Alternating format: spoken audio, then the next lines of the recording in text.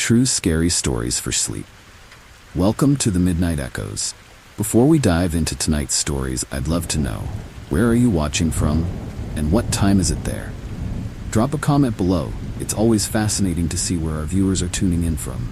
If you enjoy the stories, don't forget to like and subscribe to the channel.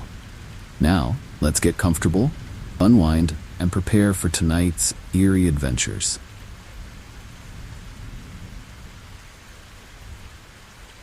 I was just 8 years old when my parents announced we'd be spending the summer at a cabin they bought in Lake Lorelei, Ohio. I was thrilled. Summer by the lake sounded like an adventure. The first time we pulled up to the cabin, nestled deep in the woods, I could already feel the excitement bubbling up inside me. But as we unloaded the car, I noticed an old, decaying house just beyond the tree line. It was the kind of place you'd see in a horror movie. Haunting, abandoned, and strangely out of place in the middle of all that natural beauty. Curiosity got the better of me, and one afternoon, I decided to check it out. The air was thick with humidity, and every step closer to that house made my heart race a little faster. The front door creaked as I pushed it open, revealing a dimly lit room filled with dust-covered furniture. I could almost hear whispers in the silence, the kind that send chills down your spine. Something about the place felt off, but I couldn't put my finger on it. That's when I first saw her. First glance, she was beautiful. Long, flowing hair, dressed in white, standing by a cracked window as if waiting for someone. But as I took a step closer, something changed. Her figure began to distort, her face contorted into something unrecognizable, something terrifying. I froze, unable to move as she turned towards me, her eyes dark and hollow. A wave of cold swept through the room, and I knew I wasn't alone in that house anymore. I bolted out of there, my heart pounding in my chest, and ran back to the cabin. My parents asked what was wrong, but I couldn't find the words to explain what I'd seen. How could I tell them about the eerie figure that seemed to shift between beauty and horror? They wouldn't believe me. They'd probably just say it was my imagination. But I knew better. I'd seen something chilling, something that I couldn't forget. That night, as I lay in bed, I couldn't shake the feeling that I was being watched. The wind outside howled, and every creak of the cabin felt like a footstep coming closer. Sleep didn't come easy. Every time I closed my eyes, I saw her face, twisted and horrifying, staring back at me. I pulled the covers over my head, but even that didn't stop the feeling of dread creeping over me. It was as if the darkness itself had come alive. The next day, I tried to convince myself it was just a dream, a figment of my overactive imagination. But deep down, I knew it wasn't. The cabin, the woods, and especially that decaying house, everything felt wrong. The once exciting summer getaway had turned into a haunting experience I couldn't escape. And then, just when I thought it couldn't get any worse, I saw her again. This time, it was by the lake. She was standing on the shore, her back to me, staring out at the water. I wanted to run, but something held me in place. My legs felt like they were made of lead, and all I could do was watch as she slowly turned around. Her face, once again, shifted from beautiful to grotesque in an instant. But this time, she spoke. Her voice was a raspy whisper, almost like the wind itself. "Leave," she said, "or you'll never leave." I didn't need to be told twice. I ran back to the cabin and begged my parents to take us home. They were confused, probably thinking I'd just had a bad dream, but I didn't care. I knew what I'd seen, and I knew we had to get out of there before it was too late. That night, I refused to sleep in my room alone. I slept on the floor of my parents' room, the fear of seeing her again too overwhelming. The following morning, we packed up and left the cabin behind. I didn't look back, not even once. As we drove away, I felt a strange mix of relief and unease. The beautiful, terrifying figure of Lorelei stayed with me long after that summer, haunting my thoughts and reminding me that some things are better left unexplored. Even now, as an adult, I still wonder what would have happened if we hadn't left when we did.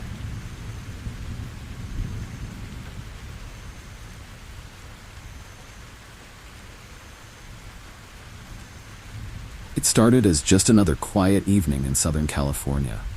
My roommate and I had settled into our nightly routine, the warm breeze wafting through the open windows, carrying with it the familiar sounds of the neighborhood. But that night, something felt different. An eerie tension lingered in the air, almost as if we were being watched. I brushed it off at first, attributing it to a long day's fatigue. But as the night wore on, that unsettling feeling only grew stronger. Around midnight, we both heard it. A soft knock on the bathroom door. It wasn't a forceful knock, but rather one that seemed to mimic the sound of my roommate's gentle tapping when she needed something. I thought she was playing a prank on me, so I called out. There was no answer. Confused, I walked over to the bathroom, only to find it empty. Chill ran down my spine as I realized that my roommate had been in her room the whole time. I tried to shake off the creeping fear, but it was impossible to ignore the unsettling reality that something or someone was mimicking us. As I sat back down, the silence in the apartment became deafening. It was as if the entire world had gone still, holding its breath. Then I heard it again. This time, the knock was on my bedroom door. My heart raced as I slowly approached, unsure of what I would find on the other side. When I opened the door, there was nothing but darkness. The hallway stretched out before me, silent and empty, but I knew something was out there. The thought of a skinwalker, creature I'd only heard about in whispers and old tales, crossed my mind. I quickly dismissed it, telling myself it was just a story. But deep down, I knew better. The haunting knock, the mimicry, this was something far more sinister than a simple prank. That night, sleep was impossible.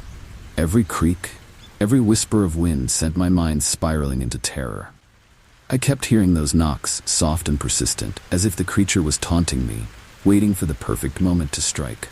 My roommate was equally terrified, and we both stayed up, our eyes wide open, listening to the eerie sounds that seemed to come from everywhere and nowhere at once.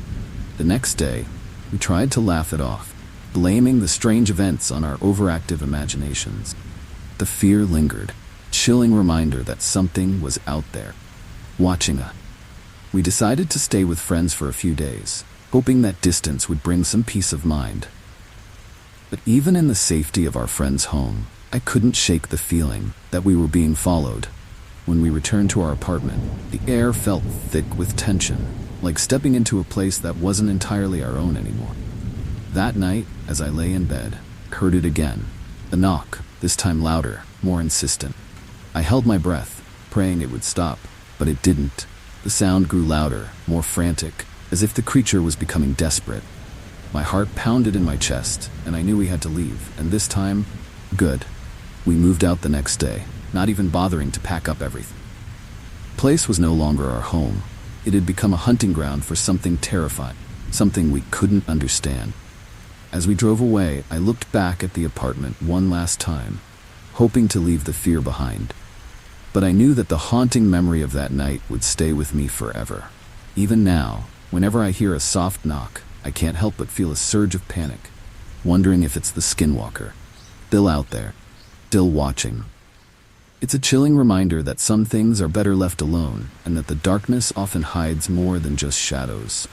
The fear may have subsided, but the memory remains, eerie and haunting as ever.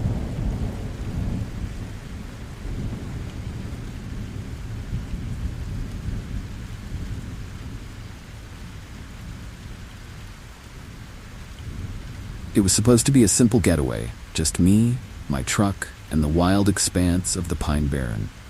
I've always loved the solitude of nature. No distractions, just the sound of the wind in the trees and the crunch of leaves underfoot. But this time the woods had an eerie stillness to them, like they were holding their breath, waiting for something. I shrugged it off, talking it up to the isolation. Little did I know that stillness was just the beginning of a night I'd never forget. After setting up camp, I decided to take a short hike before the sun dipped below the horizon. The trail was overgrown, and the deeper I went, the more the forest seemed to close in around me. It wasn't long before I noticed the first sign of trouble. My truck's tires, slashed and deflated. My heart sank as I realized I was now stranded in the middle of nowhere. The unease that had been gnawing at me all day suddenly turned into a chilling dread. I quickly gathered my things, determined to hike out of there before darkness completely set in. But as I turned to leave, I heard it. A low growl, almost like a rumble in the earth. I froze, my mind racing as I tried to pinpoint the source. The sound was unlike anything I'd ever heard, and it seemed to come from everywhere at once. Forest, which had been so still just moments ago, now felt alive with an unseen presence, something dark and menacing. I started walking faster, my breath coming in short gasps as I tried to stay calm. But the growl followed me, growing louder, more insistent. It was as if the creature was toying with me, letting me know that I was in its territory now. The trees seemed to close in even tighter, their branches reaching out like skeletal fingers. My heart pounded in my chest, and every shadow became a potential threat. I knew I had to get out of there, but the trail seemed endless, twisting and turning with no end in sight. Just when I thought I couldn't go any further, I stumbled upon a small clearing. Relief washed over me, but it was short-lived. In the middle of the clearing, illuminated by the pale light of the moon, stood a figure. Creature hunched over, its back turned to me. It was massive, with long matted fur and limbs that seemed too long for its body. The sight of it froze me in place, my mind struggling to comprehend what I was seeing. And then it turned around. Its eyes glowed in the darkness, a haunting amber that sent shivers down my spine. The creature bared its teeth, a low growl rumbling from deep within its chest. For a moment we stood there, locked in a silent standoff. I knew that running would only provoke it, but staying put wasn't an option either. Slowly I began to back away, praying that it wouldn't follow. But the creature took a step forward, its gaze never leaving mine. My instincts kicked in and I bolted, crashing through the underbrush as fast as I could. Growl grew louder, more desperate, as the creature gave chase. My legs burned with the effort, but I didn't dare slow down. I could feel it gaining on me, breath hot on the back of my neck. Every step I took felt like it might be my last. Fear coursing through my veins like ice, but I couldn't stop, not if I wanted to make it out alive. Just when I thought I couldn't run any further, I burst out onto a dirt road, my truck in sight. Without thinking, I dove into the cab, slamming the door behind me. Creature skidded to a halt just outside, its eyes glowing in the darkness. For a moment, we stared at each other, the fear and adrenaline making my hands shake as I fumbled for the keys. But when I looked again, it was gone, vanished into the night like it had never been there at all. I didn't waste any time getting out of there. The drive back was a blur, my mind racing with the events of the night. Even now, I can still feel the weight of its gaze, haunting memory of that encounter forever etched in my mind. Pine Barrens may have returned to their eerie stillness. For me, they will always be a place of terror, a reminder that some creatures should never be disturbed.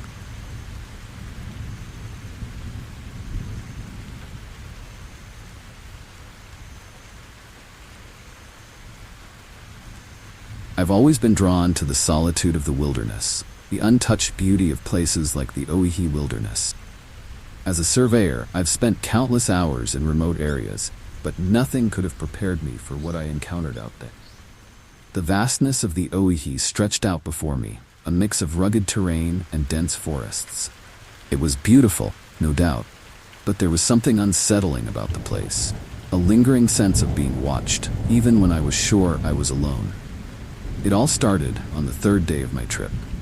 I was deep in the wilderness, far from any sign of civilization, when I first noticed the tracks. They were large, too large to be from any animal I'd seen before, and they seemed to follow me wherever I went. At first, I tried to convince myself it was just my imagination, that the isolation was playing tricks on me. But as the day wore on, the tracks became more frequent, more defined, as if whatever was making them was getting closer. That night, I set up camp in a small clearing, only flat ground I could find. As I prepared my dinner, the feeling of being watched grew stronger, almost suffocating. The wind rustled the trees, creating an eerie symphony that only heightened my anxiety. I tried to ignore it, focusing on the tasks at hand, but it was impossible to shake the sensation that I wasn't alone. Every crack of a twig, every whisper of the wind sent my heart racing. It wasn't until I crawled into my tent that things took a terrifying turn. I was just drifting off to sleep when I heard it, a low, guttural growl, like nothing I'd ever heard before. My eyes snapped open, and I lay there, paralyzed with fear, listening as the growl grew closer. The sound was coming from just outside my tent, and I knew, without a doubt, that whatever was out there wasn't just a curious animal. It was something far more dangerous, something that didn't belong in this world. I held my breath, praying it would go away, but the growling only grew louder, more insistent. Then, without warning, my tent was violently shaken as if something had slammed into it. I bolted upright, my heart pounding in my chest. For a moment, I thought about making a run for it. I knew that would be a mistake. Instead, I grabbed my flashlight and shined it towards the noise. The beam cut through the darkness, revealing a massive, hunched figure just outside. The creature was unlike anything I'd ever seen, all with long, sinewy limbs and eyes that glowed with a haunting yellow light. It stared at me, its gaze piercing through the thin fabric of my tent. For what felt like an eternity, we locked eyes, neither of us moving. The air was thick with tension, and I knew that one wrong move could mean the difference between life and death.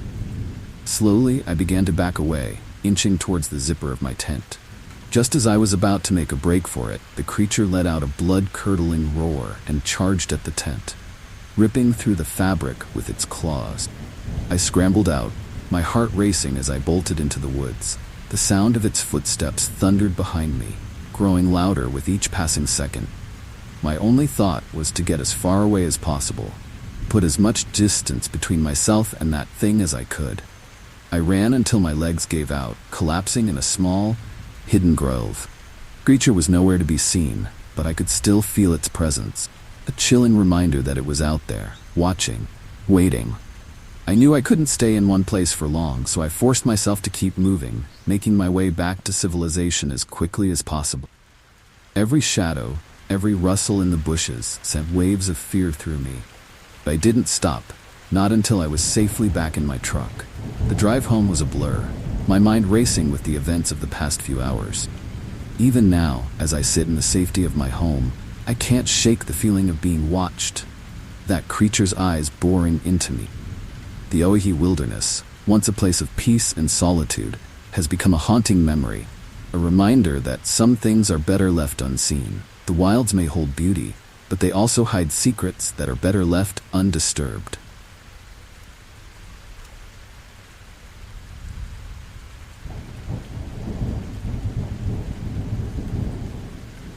I've had my fair share of solo adventures, venturing into remote areas where most people wouldn't dare to go.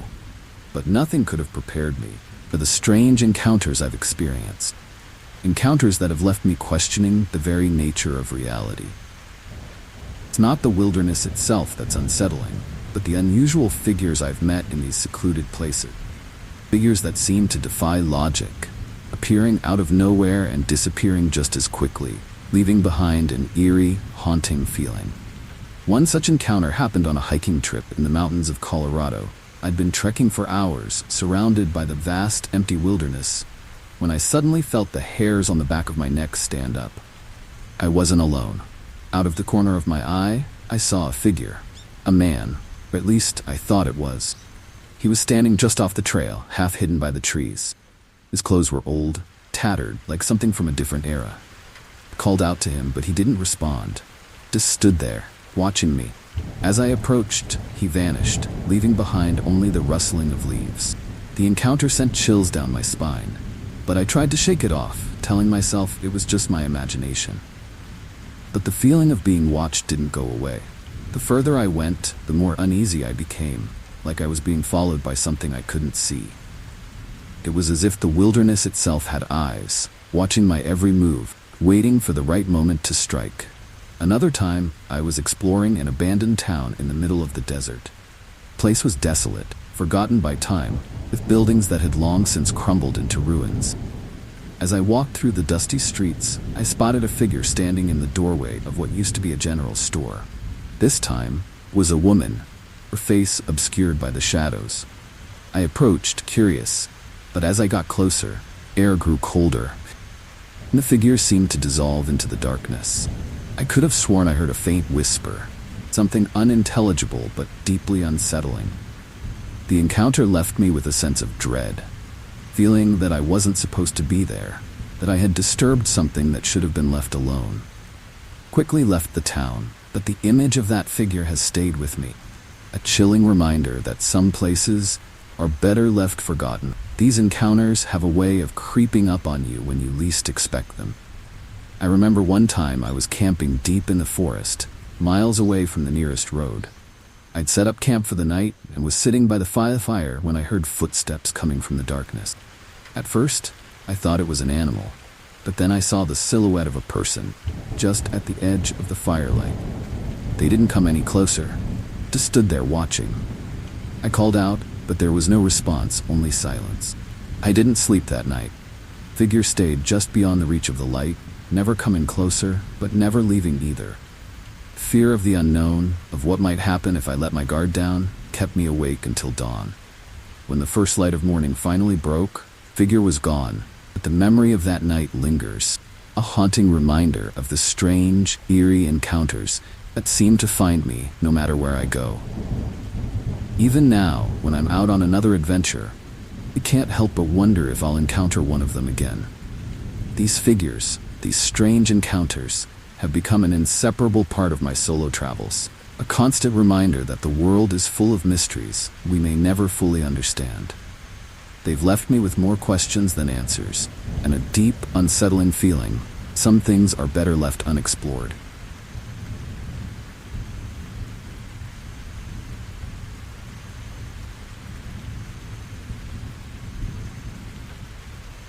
I've always enjoyed the peace and quiet of living out in the middle of nowhere.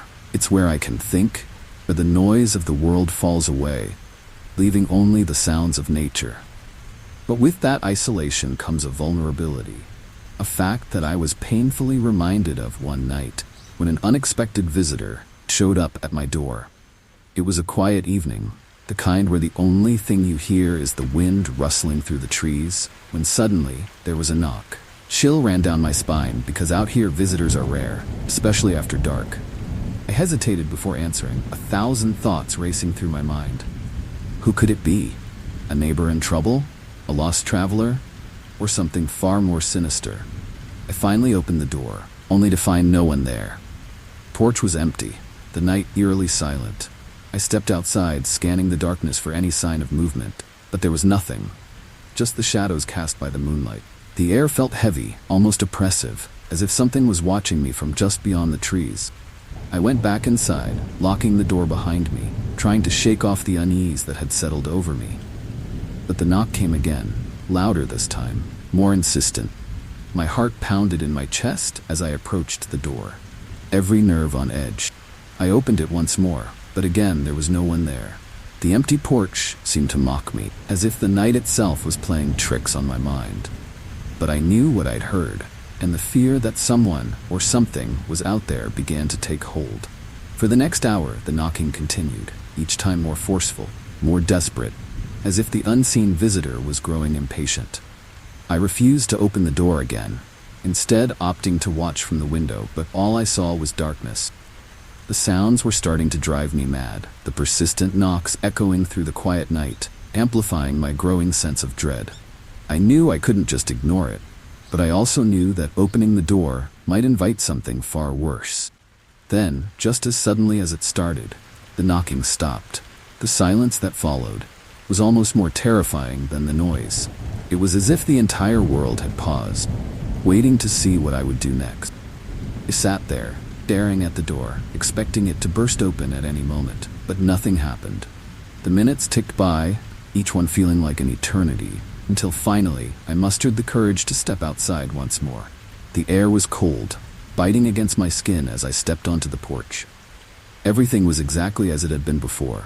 No sign of anyone, no footprints in the dirt, nothing. I walked around the house, scanning the perimeter for any clues, but it was as if the visitor had simply vanished into thin air. The only evidence of their presence was the lingering sense of unease that clung to me, refusing to let go. The next morning, I found something strange. A single handprint on the window near the door, smeared as if someone had pressed their hand against the glass, watching me from the outside. The sight of it sent a shiver down my spine, confirming that I hadn't imagined the events of the night before. Someone had been there, lurking just outside, waiting for who knows what. The thought of it was enough to make me reconsider my love of solitude. Ever since that night, I've been more cautious, more aware of the dangers that come with living so far from the safety of others. The memory of that unexpected visitor still haunts me, a chilling reminder that even in the quietest places, you're never truly alone. The knock at the door, the unseen presence, the handprint on the glass, they're all reminders that the world is full of mysteries we may never fully understand, and that sometimes the most terrifying things are the ones we never see coming.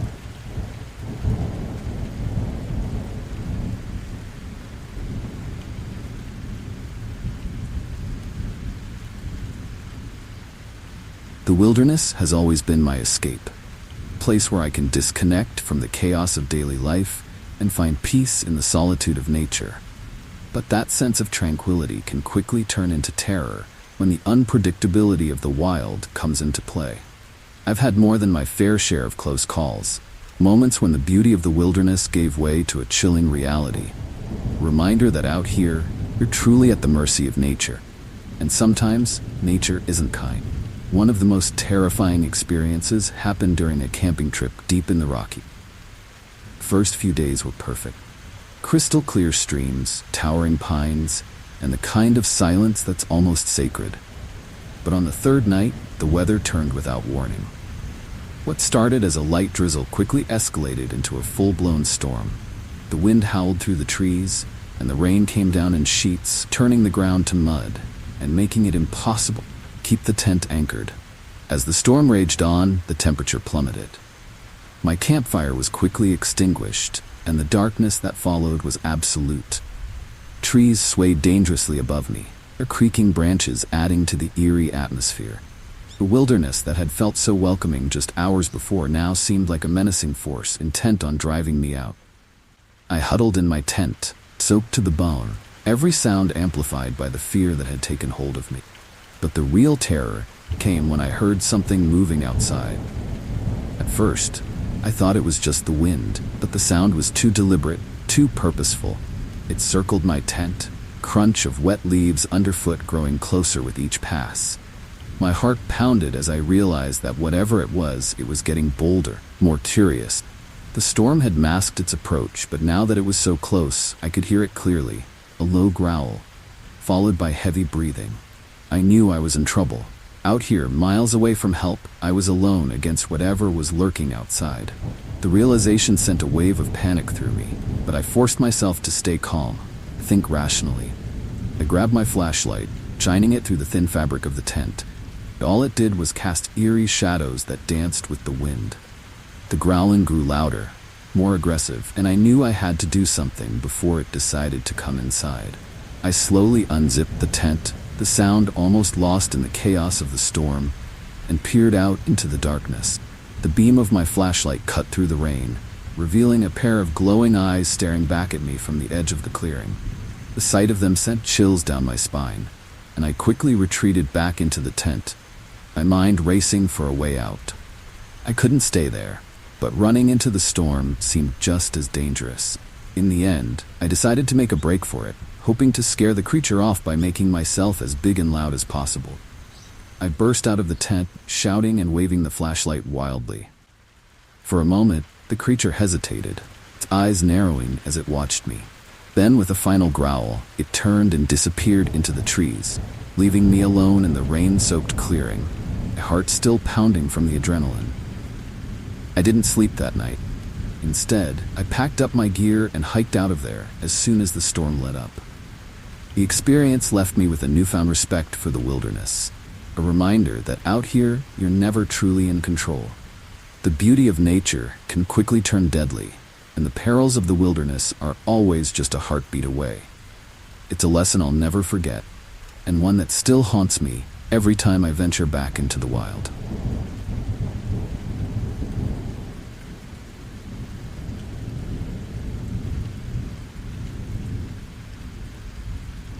Sometimes, in the most dire situations, when it feels like all hope is lost, something or someone intervenes at just the right moment.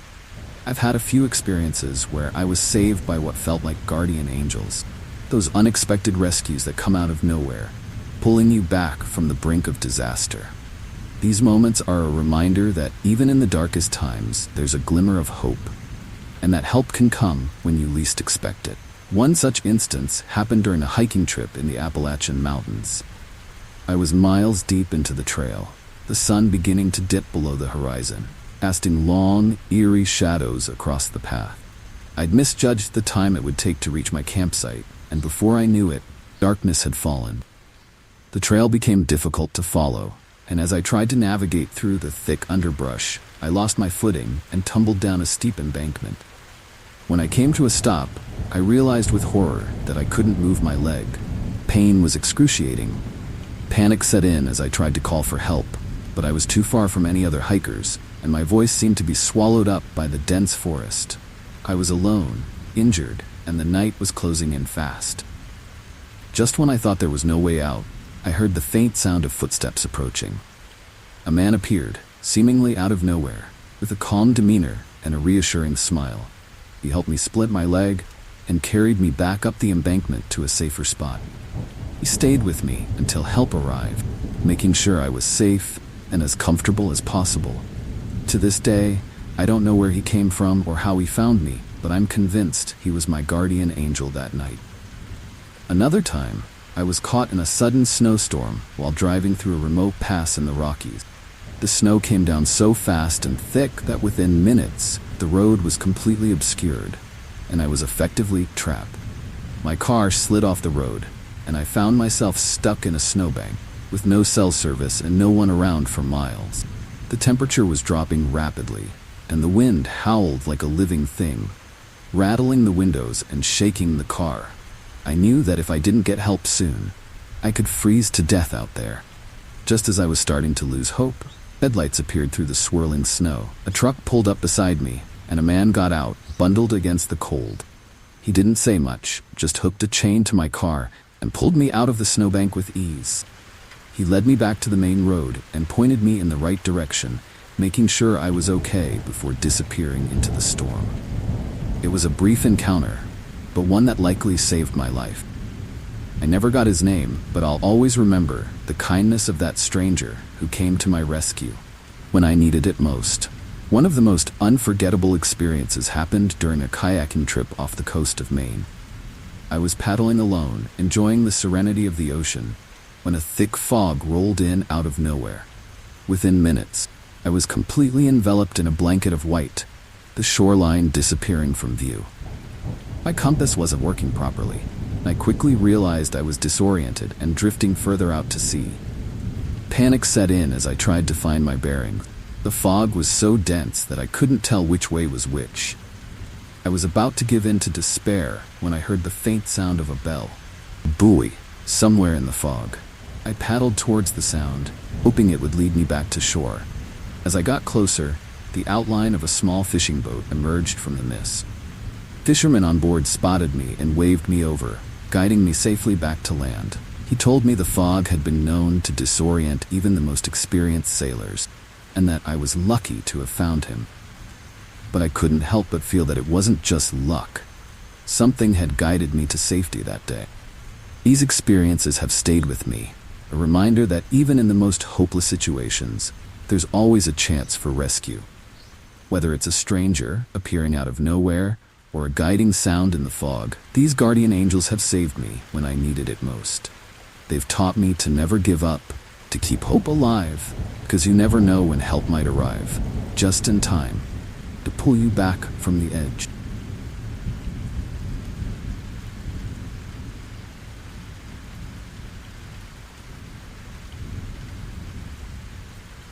When I first moved into the quiet suburb of Chicago, I was looking forward to a fresh start. A peaceful place where I could settle down and enjoy some tranquility. The neighborhood seemed perfect. Tree-lined streets, well-kept lawns, and friendly faces. But from the moment I arrived, there was something off about the house next door. The Andersons, my new neighbors, were a peculiar family, to say the least. They kept to themselves, rarely seen outside, and there was an eerie stillness that seemed to emanate from their home. At first, I didn't think much of it. People have their quirks, and I figured they were just private. But as time went on, the unsettling feeling grew stronger. I'd catch glimpses of them through their windows, just standing there, staring out at nothing in particular. There was something chilling about the way they moved, slow and deliberate, like they were playing a part in a twisted play. The entire house had an air of foreboding that made the hair on the back of my neck stand up every time I walked past it. One evening, as I was taking out the trash, I noticed something strange. A dim light flickered in the basement window of the Andersons' house. It was unusual, considering I'd never seen them go down there before. Curiosity got the better of me, and I found myself drawn to that window, peering in to see what was going on. What I saw sent a chill down my spine. Mr. Anderson was standing in the middle of the basement, surrounded by old, dusty boxes, back turned to the window. He wasn't moving, just standing there, staring at the wall. Quickly backed away, feeling like I had witnessed something I shouldn't have. The next day, I tried to brush off the eerie encounter, telling myself that it was just my imagination playing tricks on me. But the unease lingered, especially when I noticed that the Andersons never seemed to leave their house.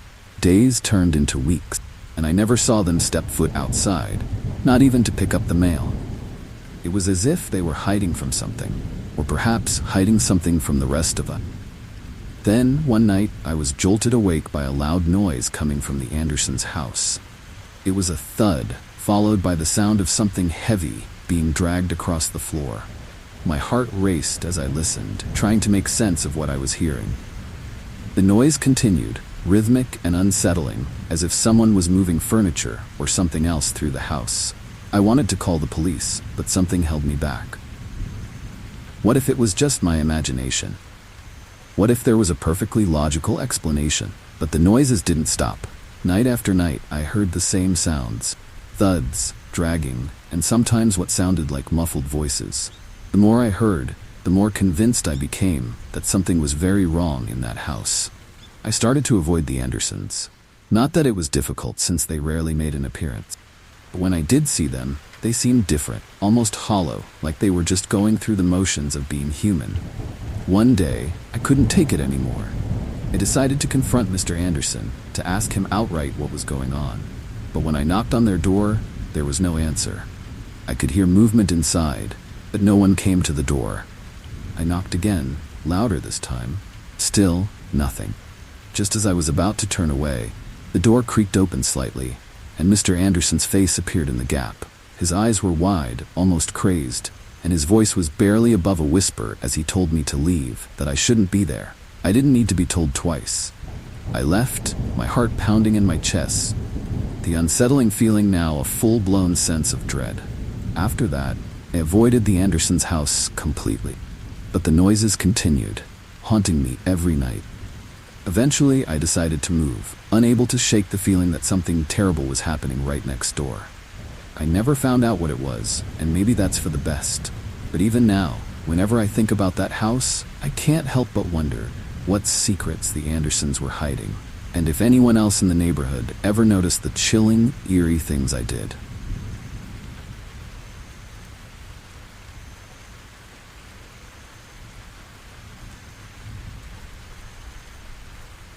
Moving to the city was supposed to be my fresh start, a place where I could blend into the crowd and leave the past behind.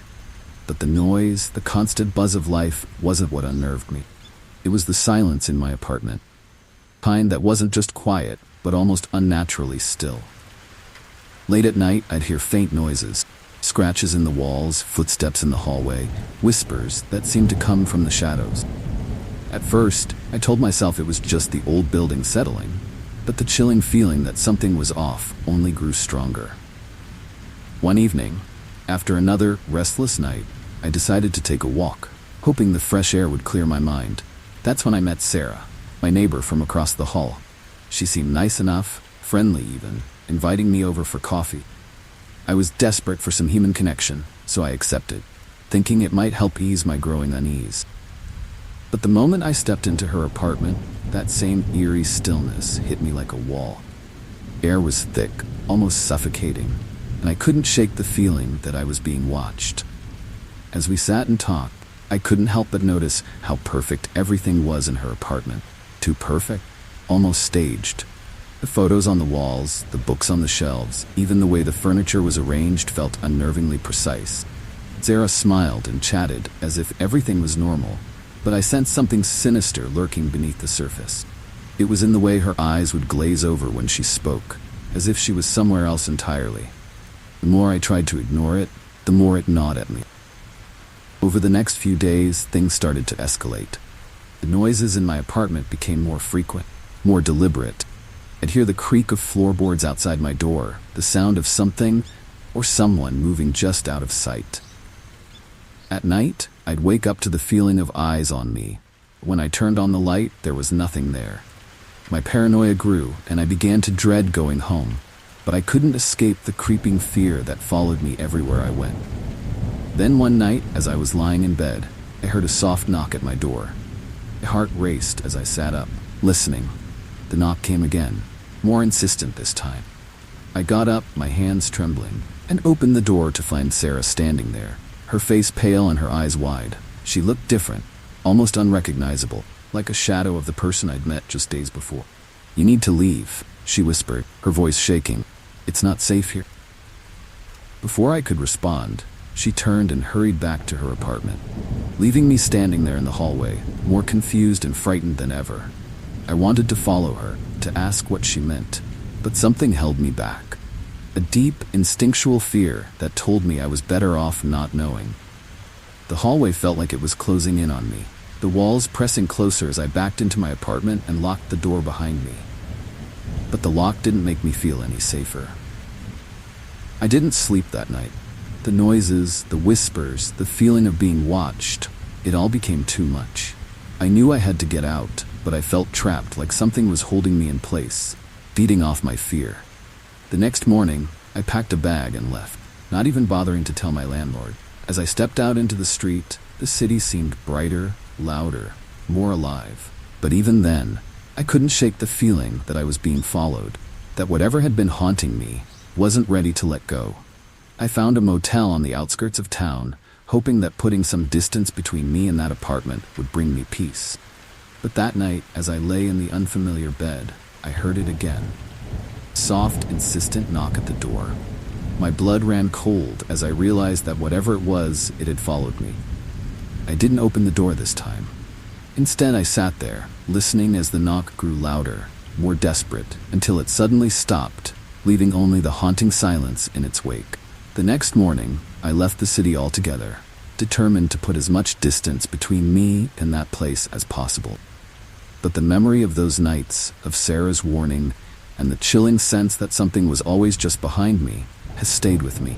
Even now, in the safety of my new home, I can't help but wonder if it's still out there, waiting for me to let my guard down. The city was supposed to be my escape, but instead, it became the beginning of a nightmare I can't seem to shake. After Sarah's warning and my hasty departure, I couldn't shake the feeling that something was deeply wrong with the apartment I had left behind. I started asking around, talking to neighbors who had lived there longer, hoping to piece together what I had been too afraid to confront while I was still there. That's when I met Gladys, an elderly man who lived a few blocks away. He had a weathered face and a quiet demeanor, but there was a certain intensity in his eyes when I mentioned the Andersons, the family that had lived next door to me. Gladys wasn't one to gossip, but when he did speak of the Andersons, it was in hushed tones, as if the mere mention of their name might summon something dark. He told me that the Andersons had been living in that house for decades, long before he had moved into the neighborhood. But there was something strange about them, something that everyone in the neighborhood felt but never talked about. "They're not like us," he said, his voice trembling slightly. "I don't know what they are, but they're not normal." I was taken aback by his words, but before I could press him for more information, he turned and walked away, leaving me with more questions than answers. The next day, I decided to visit Mrs. Abernathy, another longtime resident who lived down the street. She was known for her sharp memory and love of sharing old stories, so I hoped she might shed some light on the Andersons. When I mentioned their name, her expression darkened, and she leaned in close, as if she was about to share a forbidden secret. Mrs. Abernathy told me that the Andersons had always been a mystery to the neighborhood. They rarely spoke to anyone, and when they did, it was always brief, as if they were trying to keep people at arm's length. But what really unsettled her were the disappearances.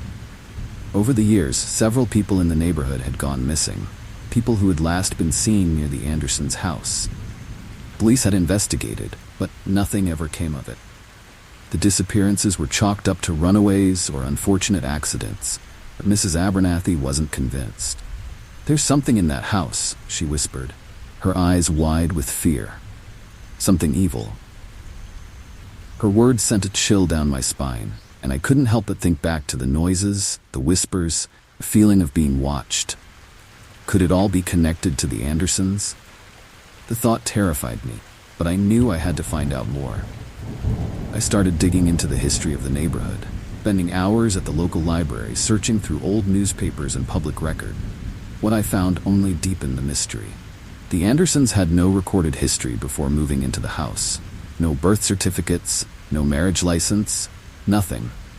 It was as if they had simply appeared one day, fully formed and ready to take root in the neighborhood. The more I learned, the more convinced I became that the Andersons weren't just a strange family. They were something else entirely, something far more sinister. I started to notice patterns in the disappearances, all of them occurring in a radius around the Andersons' house. And then there were the strange occurrences reported by other neighbors, lights flickering, strange shadows in the windows, and that haunting feeling of being watched. It all pointed to one conclusion. The Andersons were at the center of something dark and unnatural. But the final piece of the puzzle came from an unexpected source. A journal I found in the basement of my old apartment building.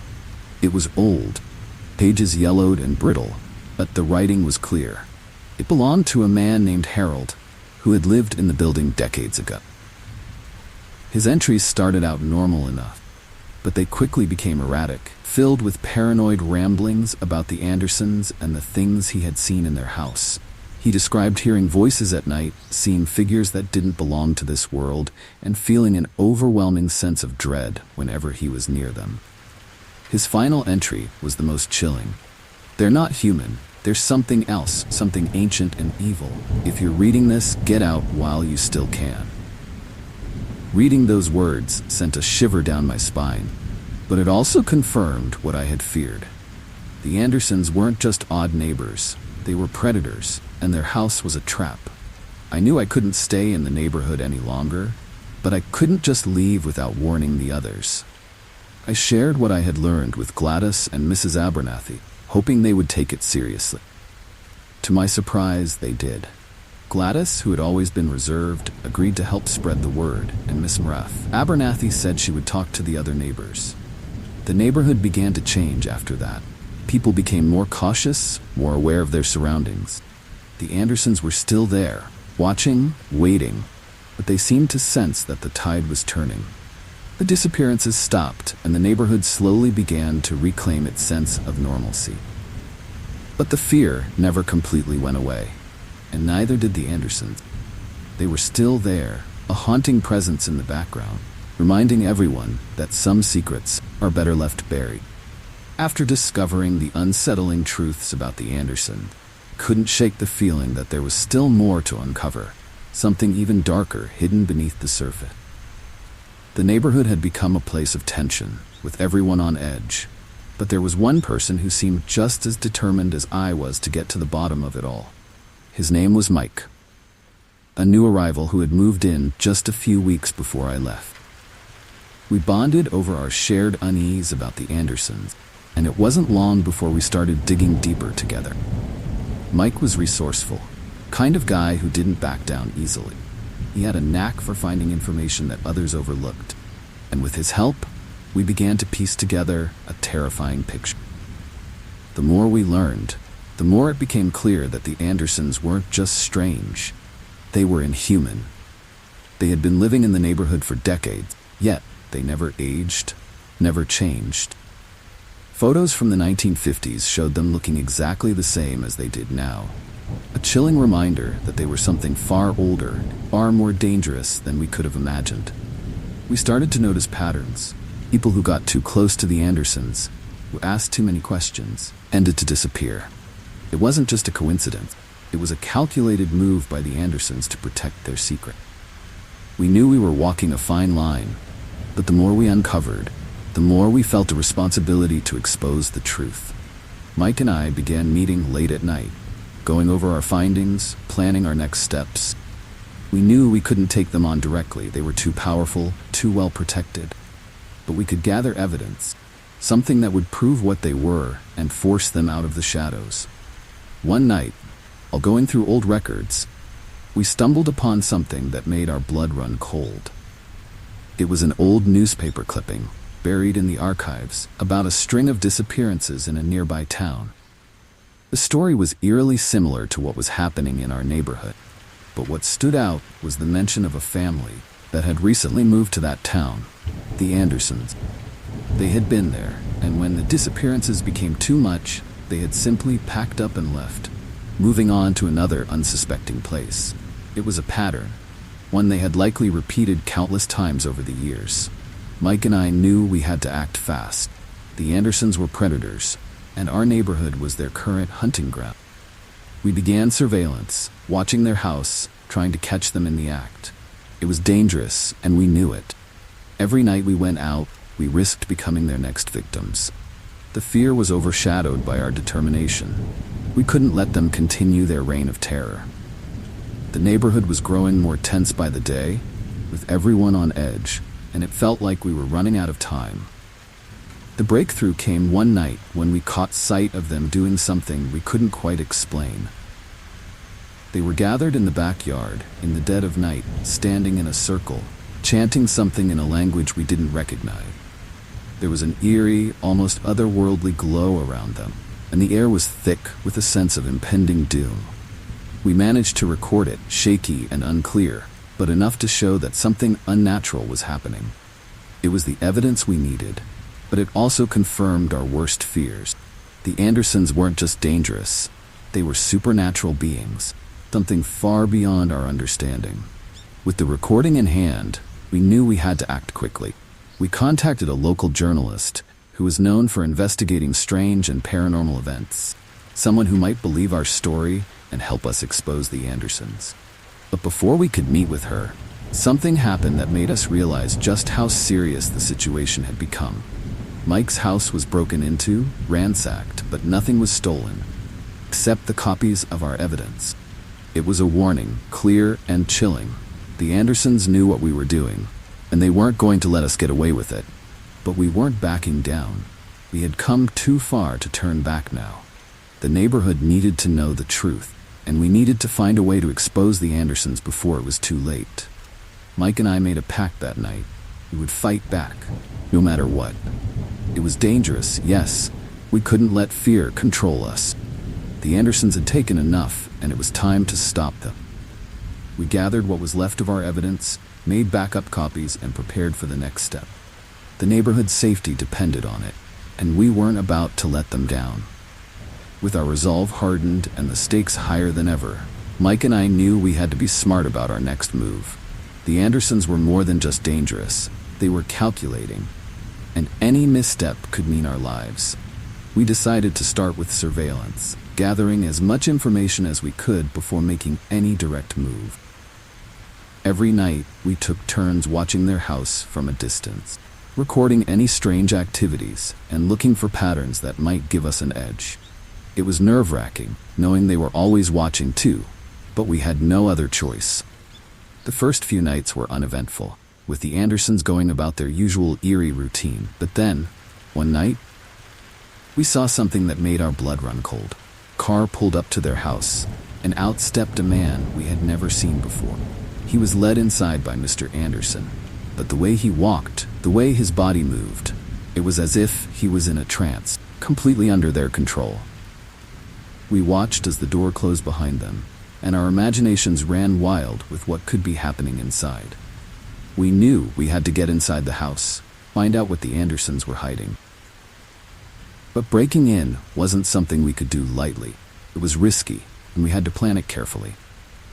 Mike suggested we wait until the next time the Andersons left the house together, something they rarely did. but it was our best shot. We didn't have to wait long. A few nights later, they all piled into their car and drove off, leaving the house dark and empty. It was our chance, and we weren't going to waste it. With our hearts pounding in our chests, we approached the house, every creak of the floorboards making us jump. The air was thick with tension, and the silence was almost unbearable. We managed to pick the lock on the back door, and as we stepped inside, the temperature seemed to drop instantly. The house was dark, the only light coming from the moon filtering through the windows. We moved quickly, searching for anything that could confirm our suspicions, but the house seemed almost normal, too normal. It wasn't until we reached the basement that we found what we were looking for. The air was damp and musty, and the walls were lined with old, faded photographs. Images of people who had lived in the neighborhood over the years, people who had disappeared. The most chilling part was that the photos never aged, just like the Andersons. They were trophies, proof of the Andersons' inhuman nature, and a haunting reminder of what we were up against. But it was what we found in the center of the room that truly terrified us. A large ornate book lay open on a table, pages filled with symbols and text in a language neither of us could understand. Air around it hummed with a dark energy, and as we approached, ground seemed to vibrate beneath our feet. The book was old, ancient even, and it didn't take a genius to figure out that it was the source of the Andersons' power. We knew we had to take it, to destroy it if we could, but just as we reached for it, we heard the unmistakable sound of the front door opening upstairs. Panic set in as we realized the Andersons had returned. We barely had time to grab the book before we heard their footsteps descending the stairs. There was no time to hide, no time to think. We had to run. We bolted for the back door, but as we reached it, something slammed into Mike, knocking him to the ground. Mr. Anderson stood there, his eyes glowing with a malevolent light, twisted smile on his face. I froze, unsure of what to do, but then Mike screamed at me to run. Get out and take the book with me. I didn't want to leave him, but I knew I had no choice. I ran as fast as I could, the book clutched tightly in my arms, the sound of Mike's struggle echoing in my ears. I burst out into the night, my breath ragged, my heart pounding. I didn't stop until I was back at my apartment, my hands shaking as I locked the door behind me. Mike was still in there, and I had no idea if he was even alive. But I had the book, and with it, the key to stopping the Andersons once and for all. The next morning, I tried to contact Mike, but there was no answer. His house was empty, his phone disconnected. It was as if he had vanished, just like all the others. I knew the Andersons had taken him, but I also knew that I had the power to end this, to expose them for what they were. But it wouldn't be easy. The book held secrets, dark and terrifying, and using it would come at a cost. But I had no choice. The neighborhood's safety and my own depended on it. And I wasn't about to let the Andersons win.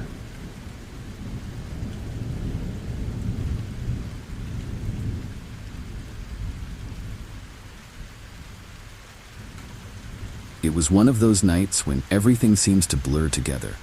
Too much whiskey, too many laughs, and not enough sense. I should have stayed at my friend's place in Antioch, California, but stubborn as I was, I decided to sleep it off in my car. I figured it would be safer than trying to drive home. I parked on a quiet street, the kind of place where nothing ever happens, or so I thought.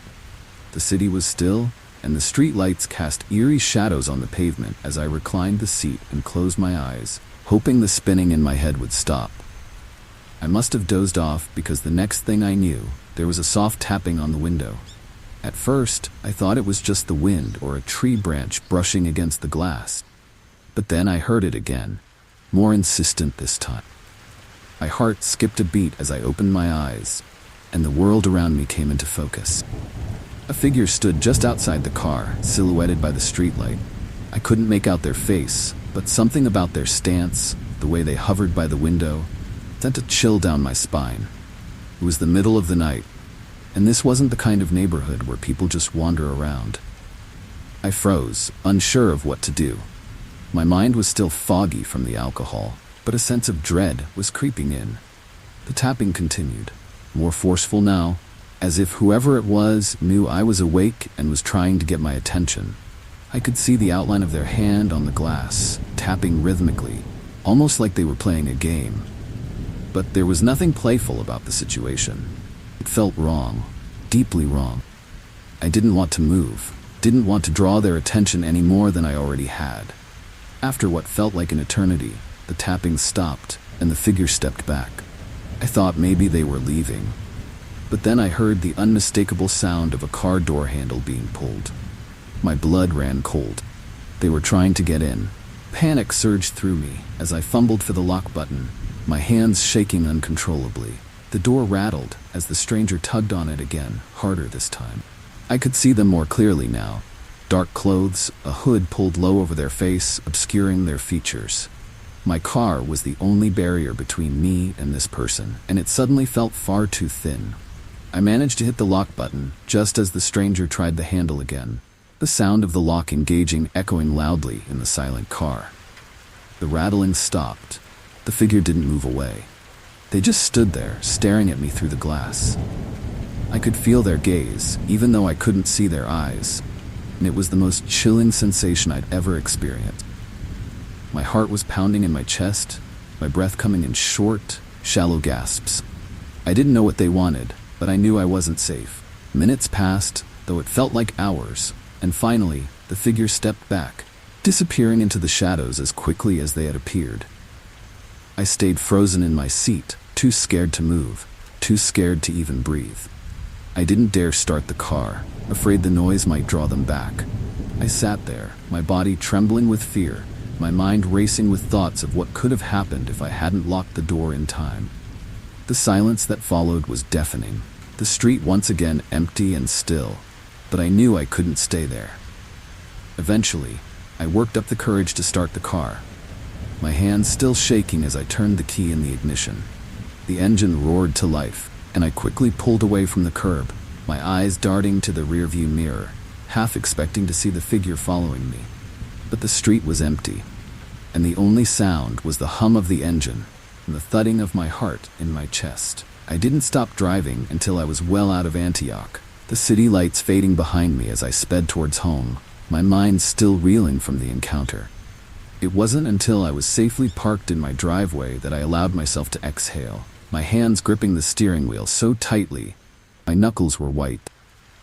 I sat there for a long time, trying to process what had happened, trying to convince myself that it was over. But the fear lingered, that chilling sense of dread that I couldn't shake. I had no idea who that person was or what they wanted, but I knew I'd never forget the way they made me feel, trapped, vulnerable, and utterly terrified.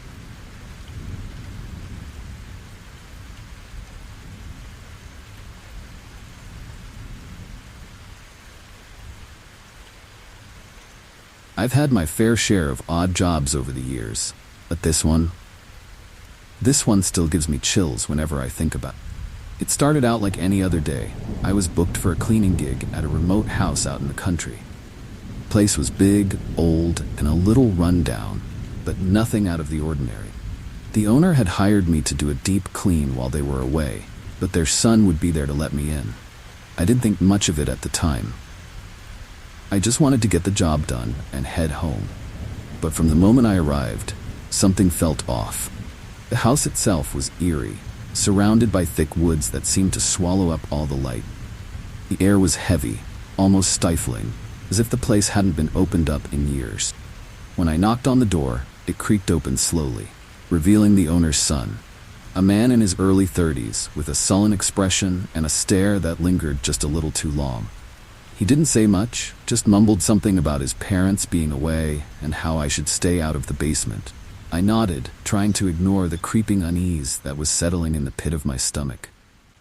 As I started cleaning, the unease only grew. The house was filled with old, dusty furniture, heavy drapes that blocked out the light, and strange, unsettling artwork on the walls. Dark, twisted images that seemed to watch me as I moved from room to room. But it wasn't just the house, it was the sun too. He was always there, lurking just out of sight, its presence a constant reminder that I wasn't alone. Every time I looked up, I'd catch a glimpse of him in the corner of my eye, watching me silently from the shadows. It was as if he was waiting for something, but I didn't know what. Things took a darker turn when I ventured upstairs to clean the bedrooms. The air was even heavier up there, and the floors creaked ominously underfoot. As I entered the master bedroom, I noticed something strange. A door at the far end of the room, slightly ajar. Curious, I approached it, but before I could reach it, the son appeared behind me, his face pale and his eyes wide. "You shouldn't go in there," he said, his voice low and urgent. The way he said it sent a shiver down my spine, and I quickly backed away, the door closing with a soft click as he pulled it shut. By this point, I was thoroughly creeped out. I wanted to finish the job and get out of there as fast as I could. But something kept holding me back. An inexplicable urge to see what was behind that door. But every time I got close, the sun would appear, always with that same unsettling look in his eyes, always warning me away. It was clear that whatever was in that room, he didn't want me to see it. The tension was palpable, and the atmosphere in the house grew increasingly oppressive, like a storm was brewing just beneath the surface. As the day wore on, I became more and more paranoid. The son's behavior grew stranger, more erratic, and I couldn't shake the feeling that he was hiding something sinister. He began following me from room to room, his presence growing more intrusive, more menacing. At one point, I caught him standing in the doorway, blocking my exit with a look of quiet intensity that made my skin crawl. I tried to keep my composure, but inside, I was panicking. I needed to get out of there. I didn't want to provoke him. I finished up as quickly as I could, my hands shaking as I packed up my supplies. The final straw came when I tried to leave. I headed out to my car, only to find it blocked in by an old rusted truck that hadn't been there when I arrived. The son was standing by the front porch, watching me with that same unnerving stare. My heart raced as I realized he had trapped me there, and the fear that had been building all day finally reached its peak. I tried to stay calm, act like everything was normal, but inside I was terrified. I asked him to move the truck, but he just smiled, a slow, chilling smile that sent a wave of dread through me. It was then that I knew I had to leave, no matter what. I didn't care if I had to walk miles to get help. I wasn't staying another minute in that house. I grabbed my phone and pretended to make a call, telling him that someone was on their way to pick me up. He didn't respond, just kept watching me with that eerie smile. But after what felt like an eternity, finally moved the truck. I didn't waste a second. I jumped in my car, started the engine, and sped away, not daring to look back.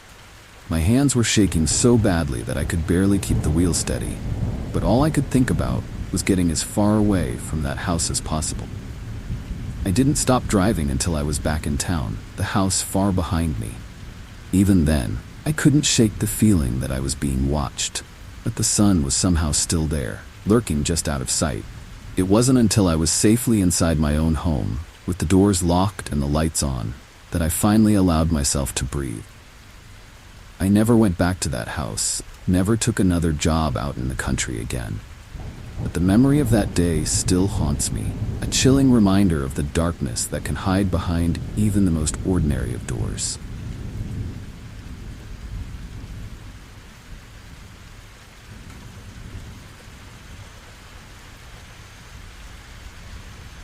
It was the middle of the night when I first heard the noises. First, I thought it was just the house settling, the usual creaks and groans that come with an old place like mine. But as I lay there in bed, trying to convince myself to go back to sleep, noises continued. Soft footsteps, faint rustling, the unmistakable sound of a door slowly creaking open. My heart started to race, and every instinct I had told me that something was wrong. I wasn't alone in the house. I sat up slowly, straining to hear, my senses on high alert. The footsteps were getting closer, moving down the hallway towards my bedroom. My mind raced through all the possibilities. Could it be a family member? A pet? But I knew better. I was alone that night, and my cat was curled up at the foot of the bed, her ears perked up in alarm. Whoever it was, they weren't supposed to be there. The realization sent a chill down my spine, and I felt a wave of fear wash over me. Without making a sound, I slid out of bed and tiptoed towards the door, careful not to make any noise. My heart was pounding so hard I was sure it would give me away. I needed to hide. But where? Footsteps were just outside the door now, and I knew I had only seconds to make a decision. My eyes darted around the room, and then I saw it. The attic hatch in the ceiling. It wasn't the best option, but it was the only one I had. I grabbed the small stepladder I kept in the closet, praying it wouldn't creak as I unfolded it. The moment I heard the door handle turn, I knew I didn't have any time left. I scrambled up the ladder and pushed the hatch open, pulling myself into the dark, cramped space of the attic just as the door to my bedroom creaked open. I was shaking, my breath coming in short, ragged gasps as I tried to steady myself. I pulled the hatch closed as quietly as I could, praying the intruder wouldn't notice. The attic was pitch black, the air thick with dust, and I could hear the faint rustle of something scurrying in the darkness. But I couldn't think about that now. I had to stay hidden.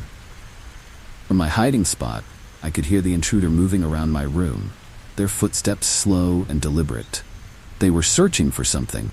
But what? My heart was in my throat as I listened, every sound magnified in the silence of the night.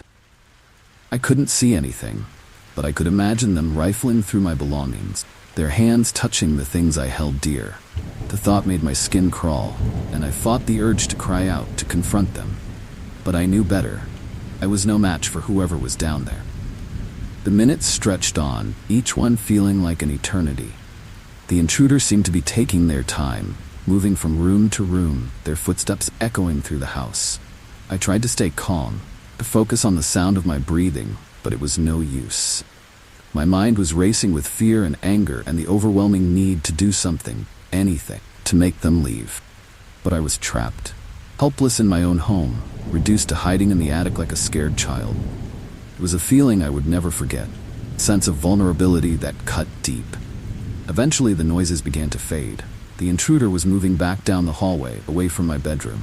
I waited, listening intently, my entire body tense with anticipation. Would they leave, or would they come back? I didn't dare move, not even to check the time. It felt like hours before the house finally fell silent again, but even then, I couldn't be sure. I stayed hidden in the attic, too afraid to come down, too afraid to even breathe. The darkness was suffocating, but it was better than facing whatever might be waiting for me below. When I finally worked up the courage to climb down, it was nearly dawn. The house was eerily quiet, the first light of morning creeping through the windows. I moved cautiously, my heart still pounding, but there was no sign of the intruder. They were gone, leaving nothing but the lingering sense of fear that had taken hold of me. I checked every room, every door, every window, but everything seemed untouched. It was as if the whole thing had been a bad dream, but the feeling in my gut told me otherwise. I didn't sleep for the rest of the night. I couldn't. Every creak, every rustle, every shadow seemed to take on a sinister edge, and I couldn't shake the feeling they would come back. I spent the next few days in a state of constant anxiety, jumping at every little noise, always looking over my shoulder. I changed the locks, added extra security, but it didn't help. The fear was still there, lurking just beneath the surface, waiting for the next time I would hear those footsteps in the night.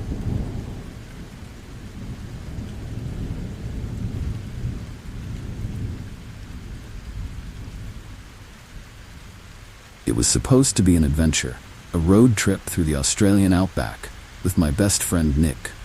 We had planned it for months, just the two of us, dusty road, and miles of untouched wilderness.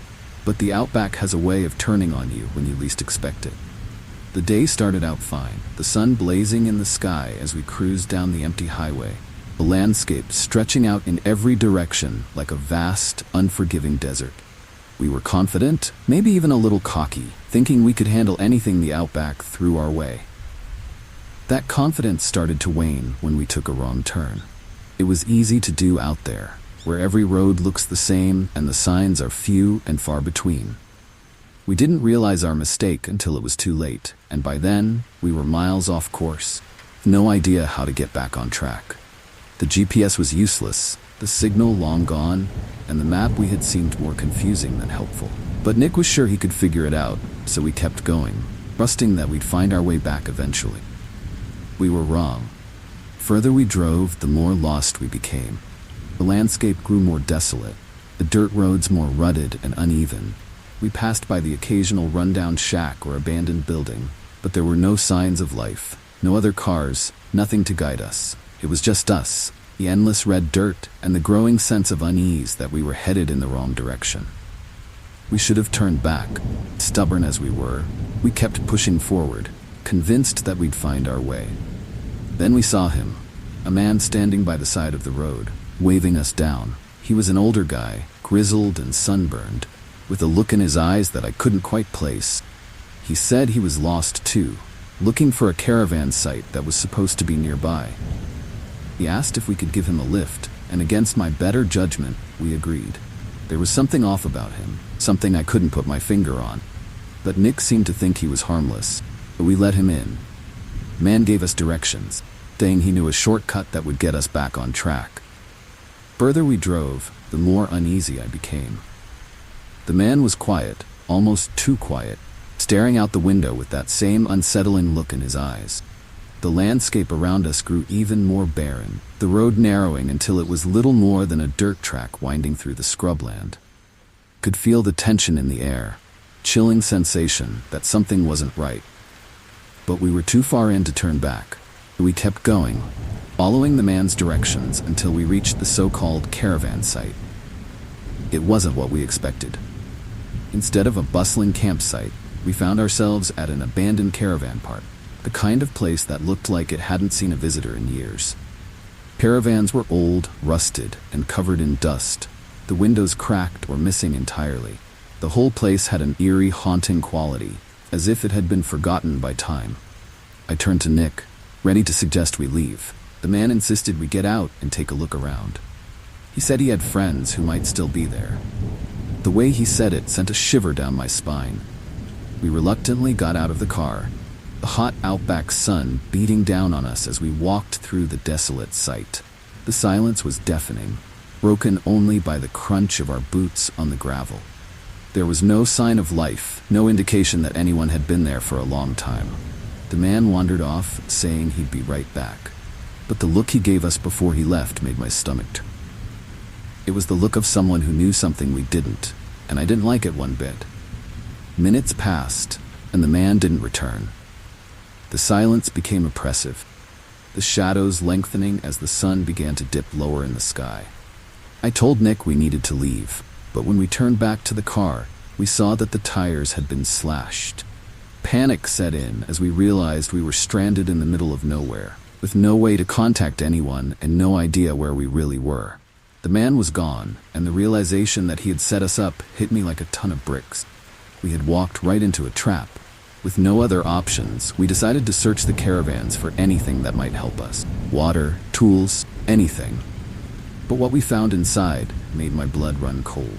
The caravans were filled with old, discarded belongings, clothes, personal items, things that looked like they had been abandoned in a hurry. But there were also signs of something darker. Dried bloodstains, broken furniture, and in one, a set of handcuffs still attached to a rusted bed frame. It was clear that something terrible had happened here, and we were now part of it. As the sun dipped below the horizon, the temperature began to drop, and the shadows around us seemed to close in. We were alone, miles from anywhere, and whoever had brought us here was still out there, watching. We huddled together in one of the caravans, trying to stay calm, trying to figure out our next move.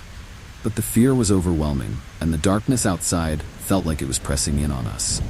We knew we couldn't stay there, but we also knew that leaving meant facing whatever was out there. We spent the night in terrified silence, too scared to sleep, too scared to move. Every sound, every creak of the old caravan set our nerves on edge. The outback, once a place of adventure and excitement, had become a nightmare, and there was no escape. When morning finally came, we knew we had to make a run for it, to try and find a way back to civilization. But as we stepped outside, we saw the man's figure in the distance, watching us from the edge of the site. He didn't come closer, just stood there, a chilling reminder that we were not alone.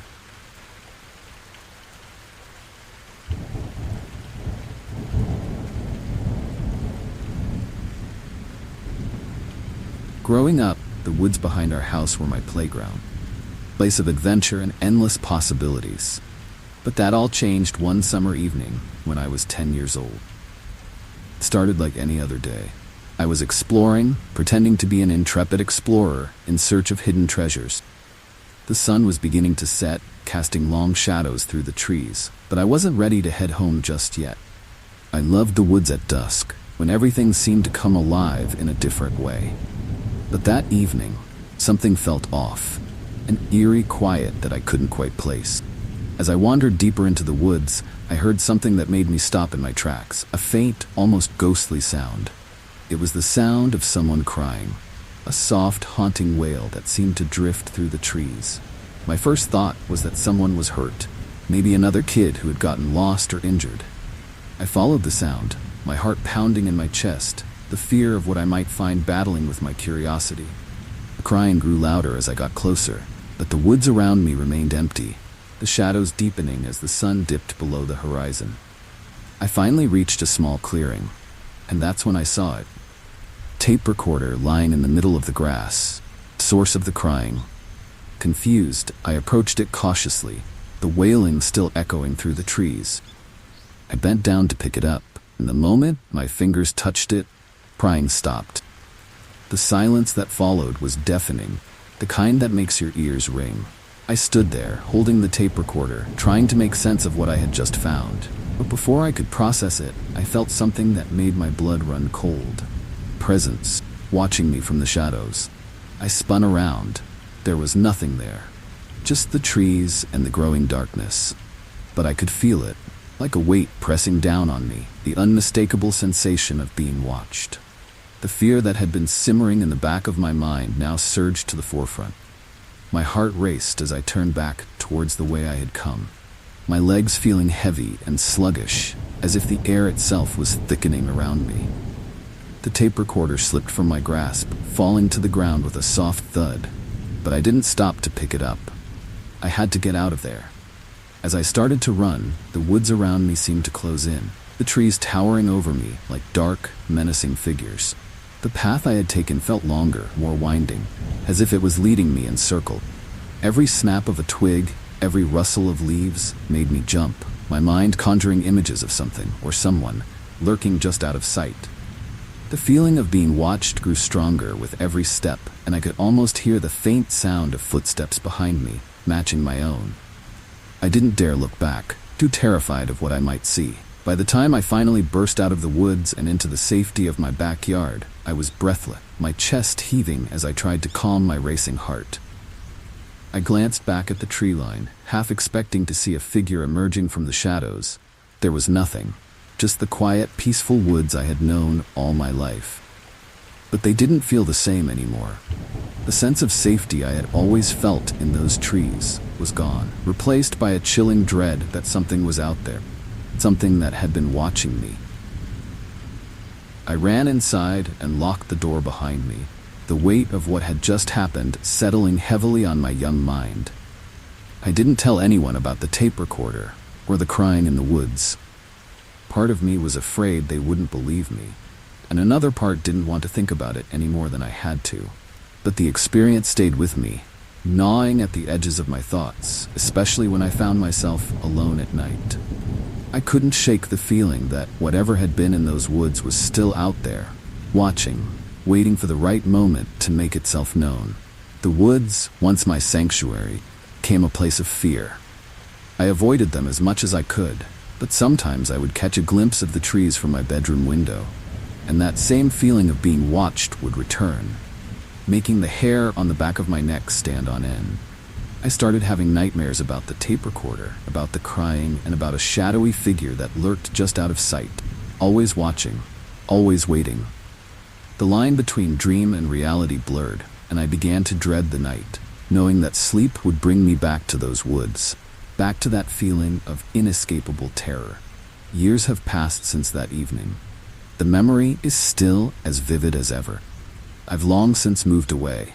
Every now and then, I'll dream of those woods, and the fear will return as if no time has passed at all.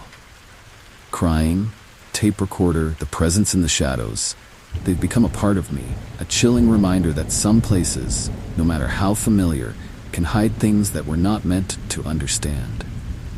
And And while I've tried to put it all behind me, there's a part of me that knows the woods haven't forgotten. Whatever was out there is still waiting, somewhere in the darkness.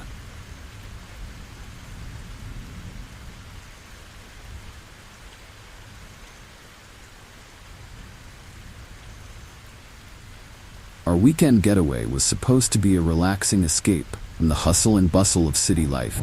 My family and I had booked a stay at a quaint bed and breakfast in upstate New York, lured by its promises of rustic charm and peaceful surroundings. The place looked perfect online. Picturesque old house nestled in the woods, far from the noise and stress of everyday life. But from the moment we arrived, something felt off. The house, while beautiful, had an air of neglect, as if it had been left to slowly decay in the shadow of the trees. The hosts, an elderly couple named Mr. and Mrs. Vance, greeted us with smiles that didn't quite reach their eyes. They seemed friendly enough, but there was something in their demeanor that set me on edge. Maybe it was the way they watched us, their gazes lingering a little too long, or the way they seemed to be waiting for something, though I couldn't figure out what. Still, we brushed it off, attributing our unease to the unfamiliar surroundings and the long drive. We settled into our room, trying to ignore the creeping feeling that something wasn't right. That night, as we sat down to dinner in the old, dimly lit dining room, the feeling of unease only grew. Food was fine, but the atmosphere was anything but. The room was filled with strange, unsettling artwork, dark, abstract paintings that seemed to pulse with a life of their own. The other guests, or rather, the lack of them, was also unsettling. The house had several rooms, but we were the only ones staying there. When I asked about it, Mrs. Vance just smiled and said, "It's the off-season," though I couldn't shake the feeling that we were alone by design. After dinner, we retired to our room, hoping that a good night's sleep would ease our nerves. But the house had other plans. As we tried to settle in, strange noises echoed through the halls, creaking floorboards, soft whispers, the occasional distant thud. My partner and I exchanged uneasy glances, but we didn't want to scare the kids, so we tried to brush it off. Still, sleep didn't come easily. The bed, though comfortable, felt like it was sinking into the floor, as if the house was trying to swallow us whole. In the middle of the night, I woke up to the sound of footsteps just outside our door. My heart raced as I listened, trying to convince myself it was just one of the hosts checking on something. But the footsteps didn't move away. They just stopped right outside, lingering there as if someone was standing on the other side, listening. I held my breath, waiting for the door to creak open, but it never did. Instead, the footsteps eventually retreated, the sound fading into the distance. I didn't sleep for the rest of the night, too afraid to close my eyes, too afraid to move. The next morning, we decided to leave early, cutting our weekend short. The kids had sensed our unease, and we didn't want to stay in that house a moment longer. When we told the Vances we were leaving, they didn't seem surprised. In fact, they seemed almost relieved. Mr. Vance offered to help us with our bags. The way he hovered near the car, his eyes darting around as if he expected something to happen, made me even more nervous. We packed up quickly, eager to get back on the road, away from that house and whatever secrets it was hiding. As we drove away, the tension in the car slowly began to lift. The further we got from the bed and breakfast, the more normal everything started to feel, as if we were waking up from a bad dream. But even as the miles passed, I couldn't shake the feeling that we had narrowly escaped something terrible. The house, the Vances, the strange noises in the night, it all felt like a puzzle with pieces missing, a mystery that I didn't want to solve. We didn't talk much on the drive home, each of us lost in our thoughts, trying to make sense of what had happened. When we finally arrived back home, the relief was palpable. We unpacked, trying to settle back into our routine, but the memory of that weekend lingered, a dark cloud that hung over us for days. I couldn't stop thinking about the house, the strange artwork, and the way the Vances had seemed to be waiting for something, though I had no idea what. I did some research online, trying to find more information about the bed and breakfast, but there was almost nothing, just a few vague reviews and an outdated website. It was as if the place didn't really exist, or, if it did, didn't want to be found. Weeks later, I stumbled across an old news article about the house. It had once been a sanatorium, a place where people with incurable diseases were sent to live out their final days. The article mentioned a series of mysterious disappearances over the years, guests who had checked in but never checked out. The house had changed hands several times since then, but the rumors persisted, whispers of strange occurrences and unsettling events. The Vances weren't mentioned, but I couldn't help but wonder if they knew more than they were letting on. The article confirmed what I had feared, that we had been lucky to leave when we did.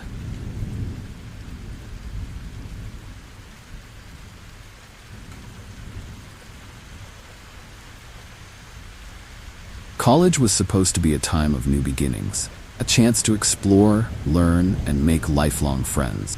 But for me, it was something else entirely. A place where the lines between reality and nightmare blurred, where the old Gothic-style buildings seemed to hide secrets in every shadow. College I attended was one of those classic, ivy-covered institutions, with a history that stretched back centuries. On the surface, it was beautiful. Picture-perfect campus, but beneath that beauty was an eerie, almost haunting atmosphere that I could never quite shake. It started out innocently enough. I'd often find myself alone in the older buildings, finishing up late-night study sessions or just wandering the quiet halls. Emptiness of the place was unsettling, but I figured it was just my imagination running wild. After all, old buildings creak and groan, especially at night. But then I started noticing things that didn't quite add up. Odd noises that couldn't be explained, shadows that seemed to move on their own, and the unsettling feeling that I was never truly alone, even when I should have been. One night, as I was packing up my books in one of the empty classrooms, I caught a glimpse of something in the corner of my eye. A figure standing just outside the door. My heart skipped a beat as I turned to look, but there was no one there. The hallway was empty, the only sound, the faint hum of the overhead lights. I tried to brush it off, telling myself I was just tired. My mind was playing tricks on me. But the image of that figure lingered, and I couldn't shake the feeling that I'd seen something, or someone who shouldn't have been there. The incidents began to escalate. I'd hear footsteps echoing through the hallways, always just behind me. But when I turned around, there was no one in sight. Doors would creak open on their own, lights would flicker, and there was always that same creeping sense of being watched. It wasn't just me either. Other students started to notice strange things too. A friend of mine swore she'd seen someone who looked exactly like me walking through the library, only I hadn't been there that day. Doppelgangers, they called them, and the idea sent chills down my spine. The more I tried to ignore it, the worse it got. I started avoiding the older buildings altogether, but the feeling of unease followed me wherever I went. Even in my dorm room, I couldn't escape it. At night, I'd wake up to the sound of whispers, voices too soft to make out but insistent enough to keep me awake. The shadows in my room seemed to stretch and shift, taking on shapes that didn't belong there. It was as if the entire campus was alive, watching, waiting for something. The other students seemed to sense it too, but no one wanted to talk about it, as if speaking the words would make it all too real. One night, as I was lying in bed, trying to convince myself that everything was fine, I heard a noise outside my door, a soft knock, followed by a faint whisper of my name. My blood ran cold as I sat up, my eyes fixed on the door. The knock came again, louder this time, and the whisper was clearer, more insistent. I wanted to believe it was just a friend playing a prank, but deep down, I knew better. I could feel the fear creeping up my spine, the hairs on the back of my neck standing on end. I didn't want to open the door, but I knew I had to. When I finally worked up the courage to open the door, the hallway was empty, but the fear didn't leave me. It stayed with me, gnawing at the edges of my mind, making it impossible to sleep, impossible to think. I started seeing the figure more often, always just out of the corner of my eye, always disappearing when I turned to look. It was like a dark reflection of myself, something that shouldn't exist but did. The more I saw it, the more convinced I became that it was trying to tell me something. I couldn't understand what. As the semester wore on, the strange occurrences became almost routine. The whispers, the footsteps, the doppelgangers. all blending into the background of my daily life. But there was one incident that I could never shake. I was walking back to my dorm late one night, the campus eerily quiet, when I saw someone standing in the distance. At first, I thought it was another student, but as I got closer, I realized it was the figure, the same one I'd been seeing for weeks. It was standing perfectly still, staring straight at me, and for a moment, I couldn't move. The figure was identical to me, same clothes, same hair, same everything. But there was something off about it, something that made my skin crawl.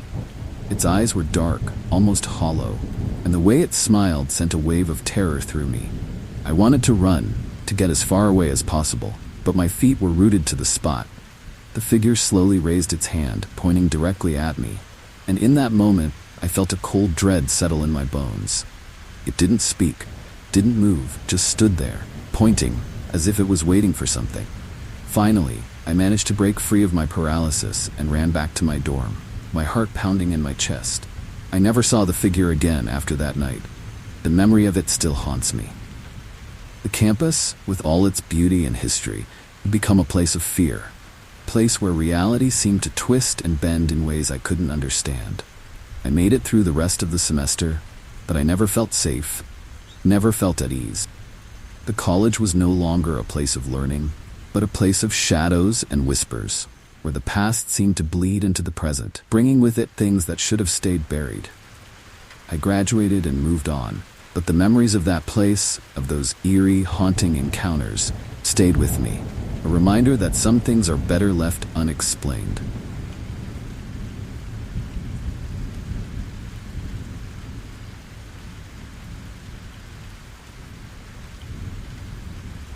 Gina and I had always been drawn to the eerie and mysterious. When we heard about the abandoned house on the outskirts of town, couldn't resist. The place had a reputation. Locals whispered about it, warning kids to stay away, but that only made it more intriguing. We arrived late in the afternoon, the sky overcast, casting a dull gray light over the crumbling structure. The house stood alone, surrounded by overgrown weeds, its windows shattered, and its once grand facade now a haunting reminder of what it used to be. The air was thick with a sense of decay, and as we approached, a chilling breeze seemed to sweep through the open doorway, as if the house was exhaling after years of silence. We stepped inside, and the smell hit us first, damp, mold, and something else, something rotten. The floorboards creaked under our weight, and every step we took seemed to echo through the empty rooms, amplifying the eerie silence that surrounded us.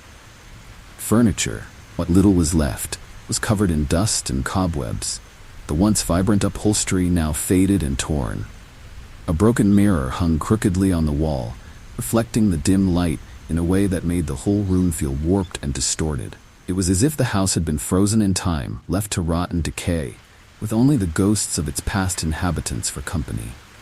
As we moved deeper into the house, we found more signs of neglect, windows that had been shattered by the elements, doors that hung off their hinges, and walls that were peeling away in layers, revealing the bones of the house underneath.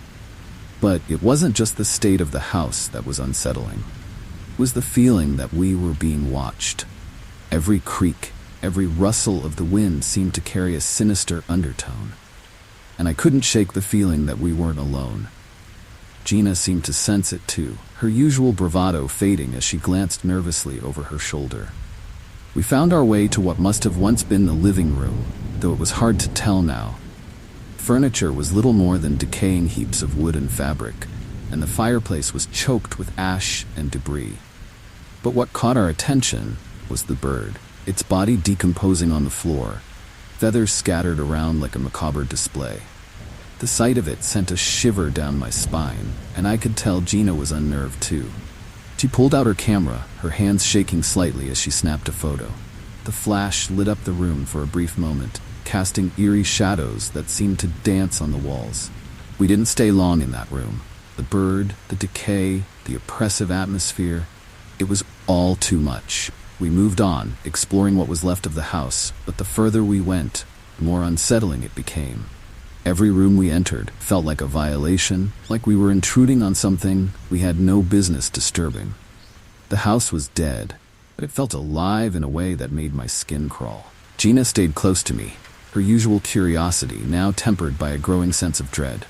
We were both on edge, our nerves frayed by the oppressive silence and the constant feeling of being watched.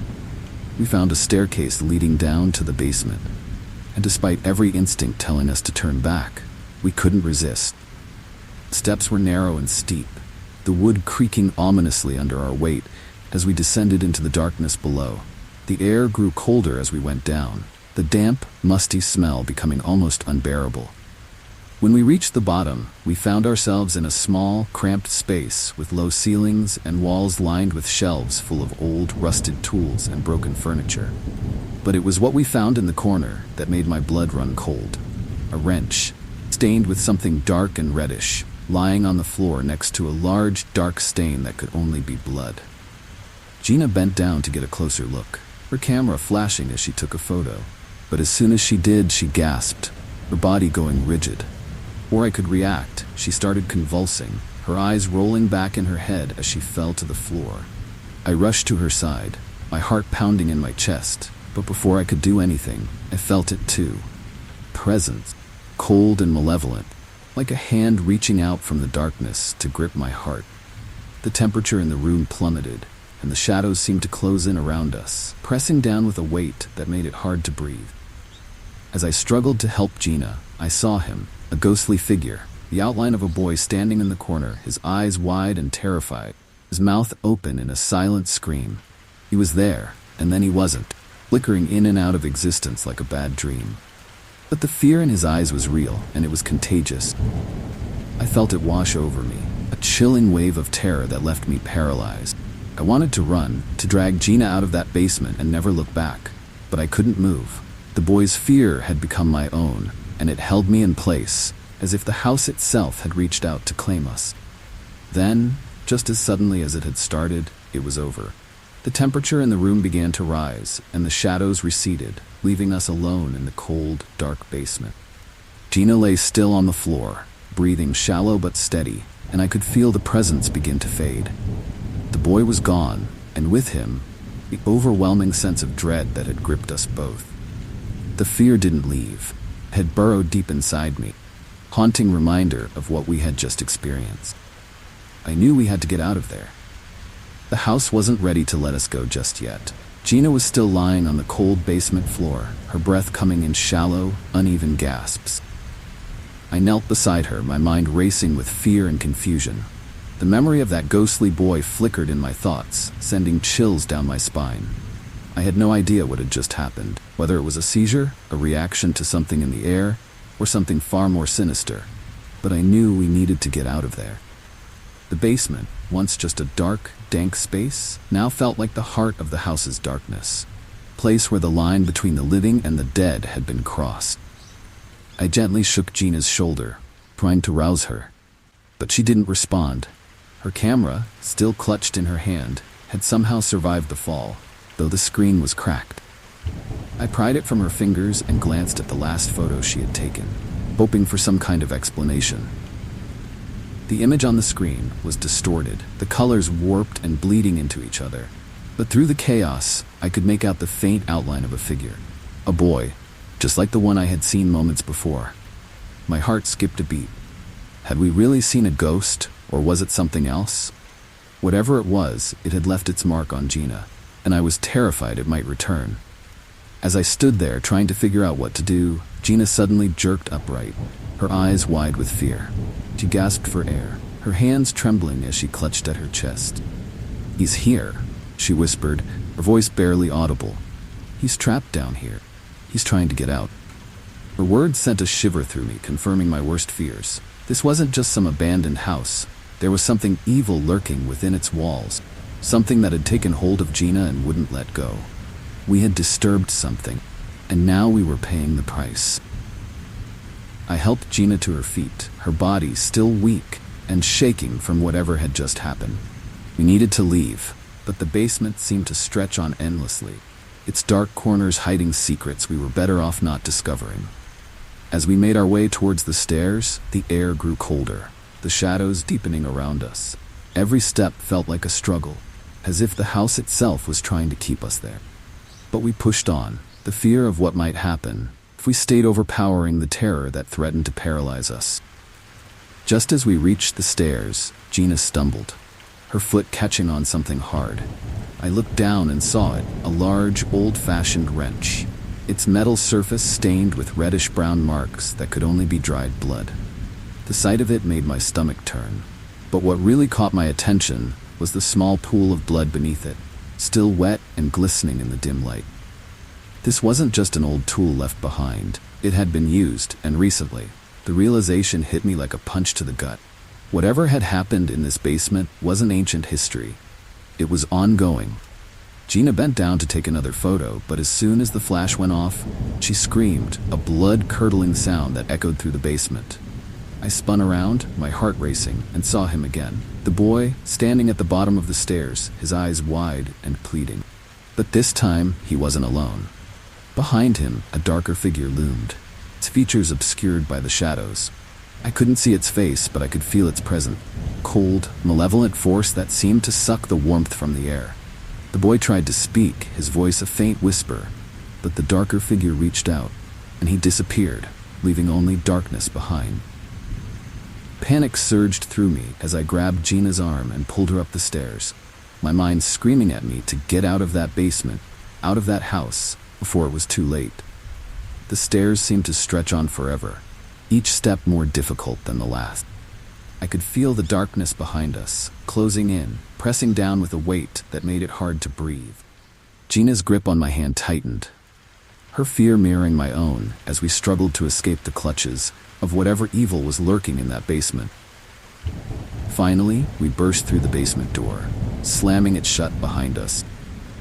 The house above was silent, the oppressive atmosphere of the basement still lingering in the air. We didn't stop to catch our breath, didn't even speak.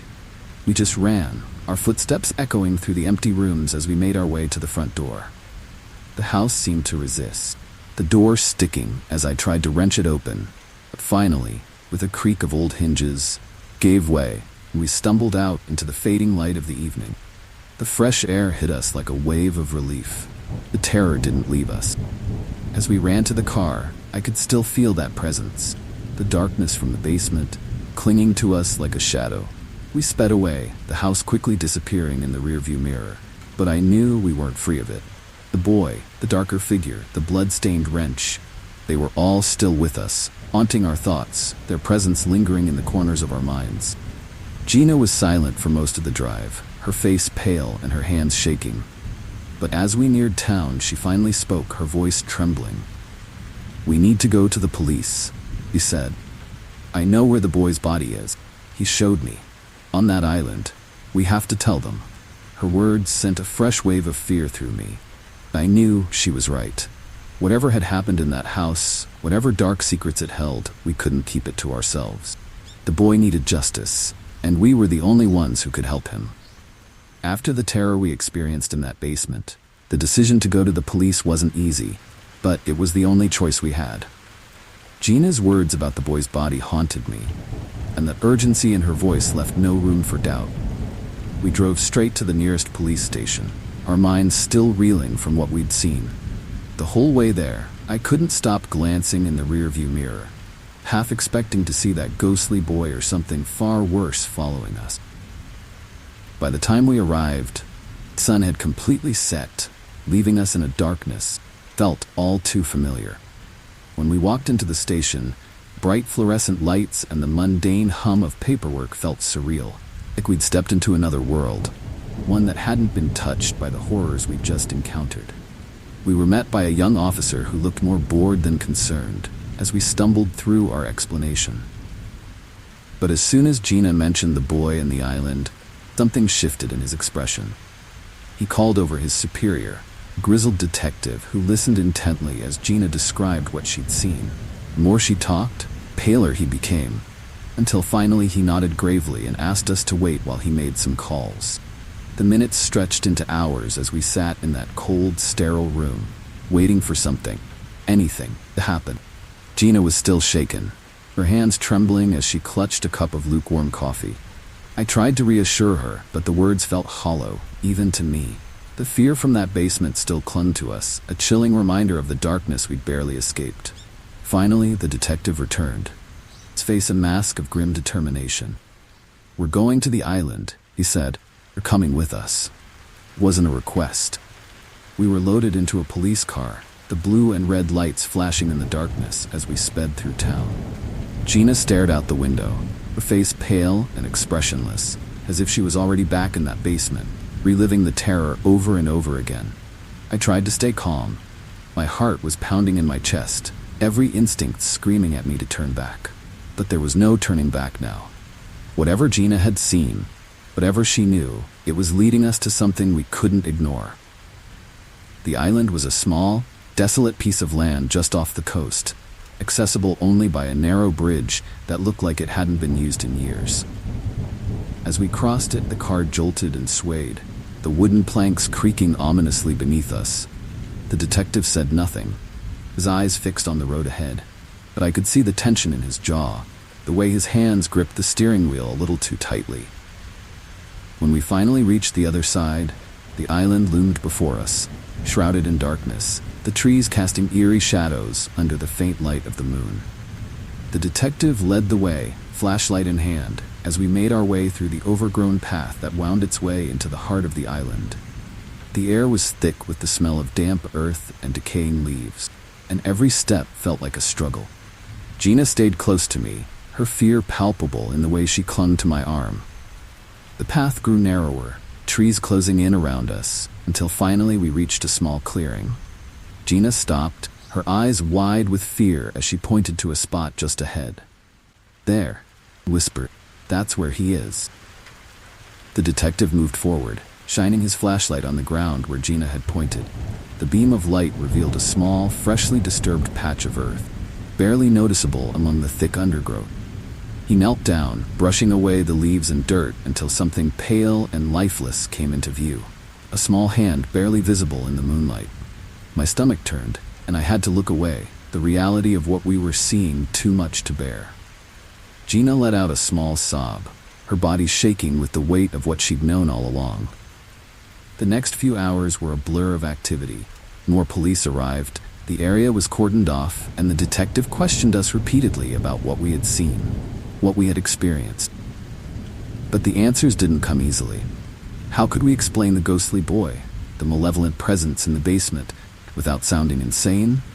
But the body spoke for itself, and there was no denying what had been uncovered. The boy was real, and he had led us to him, even from beyond the grave. As dawn broke, painting the sky with shades of pink and orange, the reality of what had happened began to sink in. The police were treating it as a cold case, a missing persons report that had gone unsolved for years. But Gina and I knew the truth. There was something darker at play, something that couldn't be explained by logic or reason.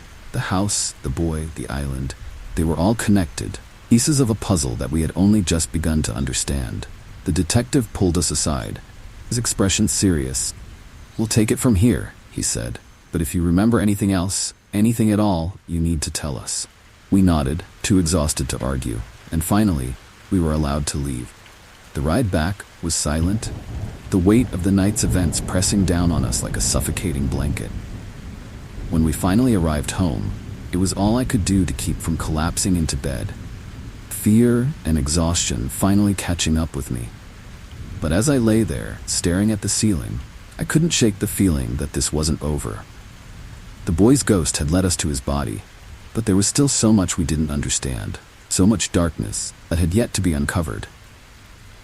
One night, as I was lying in bed, trying to convince myself that everything was fine, I heard a noise outside my door, a soft knock, followed by a faint whisper of my name. My blood ran cold as I sat up, my eyes fixed on the door. The knock came again, louder this time, and the whisper was clearer, more insistent. I wanted to believe it was just a friend playing a prank, but deep down, I knew better. I could feel the fear creeping up my spine, the hairs on the back of my neck standing on end. I didn't want to open the door, but I knew I had to. When I finally worked up the courage to open the door, the hallway was empty, but the fear didn't leave me.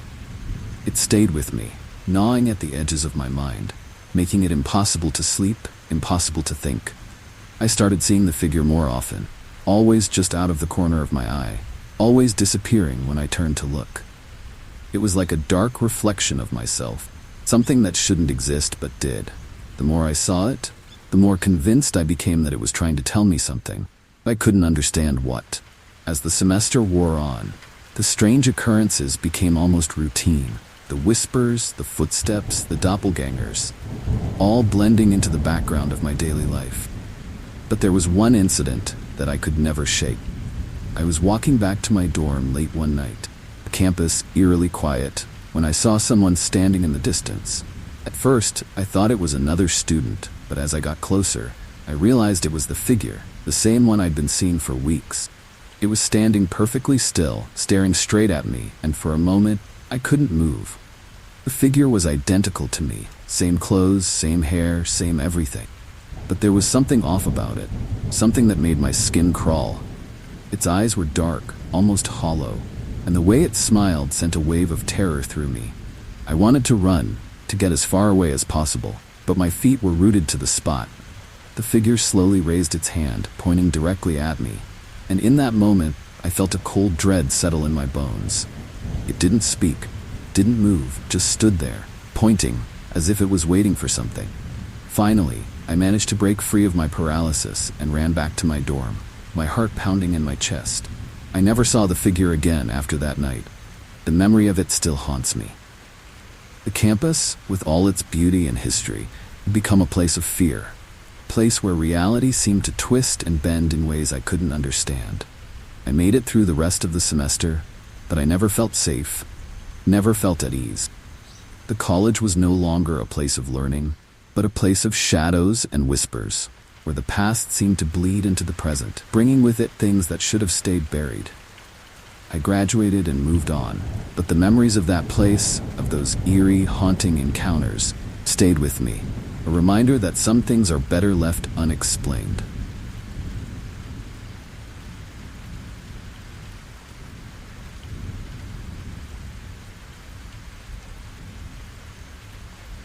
There's something about childhood memories sticks with you, no matter how much time passes. For me, one of the most chilling memories comes from a time when I was around 7 years old, exploring the woods behind our house. My friends and I had found an old, forgotten shack deep in the woods, a place that seemed out of place, even in those wild surroundings. It was nothing more than a dilapidated structure made of rotting wood, with a sagging roof and broken windows that looked like empty, staring eyes. But to us, it was a treasure trove, a place to play and imagine all sorts of adventures. We'd been playing there for a few weeks, using it as our secret hideout, when we started noticing strange things. At first, it was just little things. A toy soldier here, a marble there, things that we hadn't brought with us, but which seemed to appear out of nowhere. We figured they were just lost toys, left behind by other kids who had found the shack before us. The more we explored, the more we found, and the more unsettling it became. Toys were old, worn, and covered in dirt, as if they'd been buried for years and only recently unearthed. One day, I decided to go to the shack alone, feeling brave and eager to claim whatever new treasures might have surfaced. As I approached, the woods seemed quieter than usual, the usual sounds of birds and rustling leaves strangely absent. It was as if the whole forest was holding its breath, waiting for something to happen. When I reached the shack, I noticed something different right away. A pile of toys stacked neatly against one wall, as if someone had carefully arranged them. Among them were some of the toys we'd found before, but there were others too, ones I'd never seen before. And at the top of the pile was a small, stuffed puppy, its fur matted and dirty. The sight of that puppy made my skin crawl, though I couldn't explain why. There was something wrong about it, something that made me want to turn and run. Curiosity got the better of me, and I reached out to pick it up. The moment my fingers touched the fur, a wave of nausea washed over me, and I had to fight the urge to drop it and run. But what really froze me in place was what I saw next. A small, dark stain on the floor, just beneath the pile of toys. It was dried blood, unmistakable and chilling. My heart raced as I stared at it, my mind struggling to make sense of what I was seeing. That's when I noticed the smell. Faint, but unmistakable odor of something rotting. My eyes followed the stain across the floor, to a corner of the shack that was hidden in shadows. I could see something lying there, half covered by an old blanket. The smell was stronger now, and as I stepped closer, the realization hit me like a punch to the gut. It was a dead puppy, small body curled up as if it had simply fallen asleep and never woken up. But there was no mistaking the dried blood on its fur, or the way its eyes seemed to stare blankly into nothing. Panic surged through me, and I backed away, my heart pounding in my chest. I didn't know what to do. Should I run? Should I tell someone? But before I could decide, I heard a noise behind me, a soft rustling that made every hair on my body stand on end. I spun around, expecting to see one of my friends, but there was no one there. Just the empty doorway and the dark woods beyond. The shack felt colder suddenly, the air thick with a sense of dread that made it hard to breathe. I knew I had to get out of there, but my feet felt rooted to the spot, as if the shack itself was holding me in place. Finally, with a burst of adrenaline, I turned and bolted out of the shack, not stopping until I was well away from the woods and back in the safety of my own backyard. I never went back to that shack, and I never told anyone what I'd seen. Not my friends, not my parents. The memory of that day stayed with me, haunting my thoughts, especially at night, when the shadows seemed to creep closer. I couldn't shake the feeling that something was watching me, something that had followed me out of those woods, out of that shack, and into the safety of my own home. Years later, I heard that the shack had burned down, though no one knew how or why. Some said it was struck by lightning, others claimed it was set on fire by vandals. But deep down, I knew the truth. Whatever evil had been lurking in that shack had finally claimed it, reducing it to ashes along with the dark secrets it held. The woods eventually grew over the spot where the shack had stood, and life moved on. But the memory of that dead puppy and the chilling feeling of being watched never left me. Even now, as an adult, I still think about that day, about the toys, the blood, and the puppy lying in the shadows. I wonder what really happened in that shack. Who or what was responsible for the things I saw? But some questions are better left unanswered, and some memories are better left buried, just like the toys in that old, forgotten shack.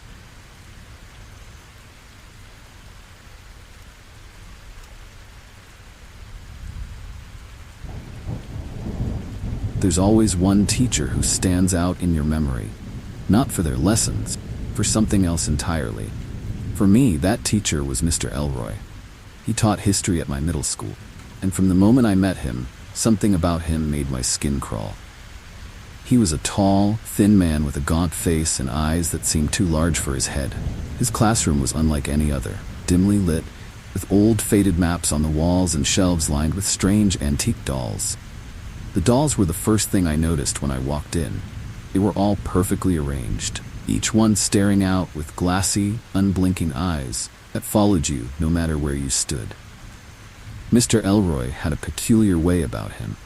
He spoke in a slow, measured tone, never raising his voice, but there was something unsettling in the way he looked at you, like he was studying you, trying to figure out what made you tick.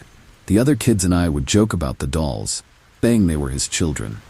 But deep down, we all felt a bit uneasy around them. There was one doll in particular that always caught my eye. It was larger than the others, dressed in a tattered, old-fashioned dress, with long, blonde hair that looked almost real. Couldn't explain why. That doll terrified me more than anything else in the room. One day after class, I stayed behind to ask Mr. Elroy a question about an assignment. The other students had already left, and it was just the two of us in that dim, eerie room. As I approached his desk, I couldn't help but glance at the doll, lifeless eyes staring back at me. Mr. Elroy noticed and smiled, a thin, unsettling smile that didn't reach his eyes. "Ah, you've taken a liking to Emily," he said, his voice as smooth as silk. I forced a smile and nodded, though the last thing I felt was comfort. "She's special, you know," he continued, his eyes never leaving mine. "She belonged to my wife." That statement struck me as odd. I'd never heard anything about Mr. Elroy being married, and the way he said it made the hairs on the back of my neck stand on end. I quickly asked my question, eager to leave, but Mr. Elroy wasn't done. He started telling me about his wife, how she had been a beautiful woman, kind and gentle, but had passed away years ago. The way he spoke about her was strange, almost reverent, as if she was still alive in some way. As he talked, he absent-mindedly stroked the doll's hair, his fingers lingering on the strands as if they were real. The conversation took an even darker turn when he mentioned the sandwich he always brought for lunch. My wife used to make the most delicious sandwiches. A wistful look in his eye. I miss her cooking terribly, but I've learned to make do. I still use her secret ingredient, though. It's what makes them so special. I nodded politely, trying to hide my discomfort, but something about the way he said secret ingredient made my stomach turn. There was a strange glint in his eyes, flicker of something dark and unsettling that I couldn't quite place. As the days went by, I couldn't stop thinking about that conversation. The way Mr. Elroy had talked about his wife, the doll, and the sandwiches, it all seemed too strange to be a coincidence. I started paying closer attention in class, watching him more carefully, and the more I observed, the more I noticed little things that didn't add up. He never seemed to eat anything other than those sandwiches, and he always brought exactly the same one, wrapped in the same paper, every single day. And then there were the dolls. Each one looked old, somehow well-preserved, as if they were more than just antiques. The turning point came when I overheard a conversation between two of the older teachers in the staff room. They were talking about Mr. Elroy, about how he had been different since his wife's death. One of them mentioned something about the funeral and how it had been a closed casket. It wasn't unusual, but the way they spoke about it, in hushed tones, made it clear there was more to the story. The other teacher mentioned something about how Mr. Elroy had become obsessed with the dolls afterward, collecting them from all over, but none of them were ever new. They were always old, worn, and somehow connected to his past. My curiosity got the better of me, and one day after school, I decided to take a closer look at the doll he had called Emily. The classroom was empty, and I knew I didn't have much time before Mr. Elroy returned. I approached the doll cautiously, my heart pounding in my chest. Up close, it looked even more lifelike, the hair so fine it could have been real. I reached out to touch it, but as soon as my fingers brushed the strands, I pulled back in horror. The hair felt real, human hair. I stumbled back, my mind racing with the implications of what I had just discovered. That night, I couldn't sleep. My mind was filled with images of the doll, of Mr. Elroy's unsettling smile, and of the sandwiches he brought every day. The pieces of the puzzle were starting to come together, and the picture they formed was chilling. What if the dolls weren't just dolls? What if they were more than that? Something far darker. And what if the secret ingredient in his sandwiches wasn't just a quirky addition, something far more sinister? The thought made my skin crawl, but I couldn't shake it. I never confronted Mr. Elroy about what I had discovered. I was too scared, too unsure of what he might do if he knew I had figured out his secret. But I started avoiding his class, making excuses to stay away from that eerie room and its unsettling inhabitants. Eventually, I transferred schools, leaving Mr. Elroy and his dolls behind. But the memory of that time still haunts me, especially the image of Emily, the doll with the lifelike hair and the chilling connection to a woman who was long gone. Some secrets, I've learned, are better left buried.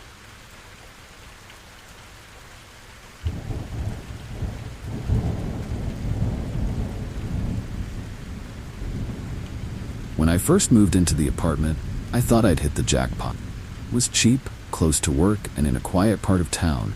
Everything I could have hoped for. The building itself was old, creaky floors and peeling paint, but that only added to its charm, or so I thought. My friends joked about it being haunted, but I laughed it off, figuring they were just trying to mess with me. But it didn't take long for the jokes to stop feeling funny and start feeling a little too real. The first thing I noticed was the stain. It was in the corner of the living room, a dark, reddish blotch on the floor that looked like it had been there for years. No matter how much I scrubbed, it wouldn't come out, and it seemed to have a way of drawing your eyes to it, like it was hiding something just beneath the surface. I tried to ignore it, covering it up with a rug, but every time I walked into the room, I could feel it there, like a shadow in the back of my mind. Things started to get strange after that. At first, it was little things, lights flickering, doors creaking open on their own, cold drafts that seemed to come from nowhere. I chalked it up to the age of the building, but as the days went on, the occurrences became harder to dismiss. I'd hear footsteps in the hallway late at night, even though I was the only one on my floor, and sometimes I'd wake up to find objects in my apartment moved or missing altogether. It was unsettling, but I convinced myself it was all in my head, a product of living alone for the first time. The turning point came when I found the documents. I was cleaning out the closet one afternoon, trying to make some space for my things, when I noticed a loose floorboard. Curiosity got the better of me, and I pried it up, revealing a small, dusty compartment hidden underneath. Inside were a few old, yellowed papers, brittle to the touch and covered in faded handwriting. As I looked closer, I realized they weren't just any documents. They were classified, stamped with government seals, and marked with dates going back decades. I didn't know what to make of them at first. The language was technical, full of jargon I didn't understand, but one phrase stood out, repeated over and over again: Project Charon. I'd never heard of it, but the more I read, the more uneasy I became. The documents detailed experiments, dark, twisted experiments on children, of all things. There were descriptions of procedures, diagrams of equipment, and even reports on the subjects themselves, referred to only by numbers. The more I read, the more I felt a sense of dread building in the pit of my stomach. I couldn't believe what I was reading. The idea that something like this had happened, and right here in this apartment, was horrifying. The stain on the floor suddenly took on a new meaning, and I felt a wave of nausea wash over me as I realized it might be connected to these experiments. The cold drafts, the footsteps, the objects moving on their own, it all started to make a twisted kind of sense. I was living in a place where terrible things had happened, where the echoes of the past still lingered, haunting the present. I wanted to leave, to get out of that apartment as fast as I could, but something held me back. Maybe it was curiosity, maybe it was fear, or maybe it was something else entirely. I couldn't stop thinking about the documents, about the children who had been subjected to those experiments, and the people who had done this to them. I needed to know more, to understand what had happened and why. But the more I dug, the more I uncovered, and the darker the story became. I started having nightmares, vivid, terrifying dreams where I was one of the children, strapped to a cold metal table, surrounded by faceless figures in white coats. The room was always cold, and the lights were blinding, but I couldn't move, couldn't scream. I'd wake up in a sweat, the fear lingering long after the dream had ended. The worst part was, I wasn't sure if they were just dreams, or if they were memories of something that had happened in that apartment long before I ever lived there. The documents became an obsession. I spent hours poring over them, trying to piece together the story of Project Charon. I found more hidden compartments, more documents, each one more disturbing than the last. There were photos, too, black and white images of the children, their faces blank, their eyes hollow.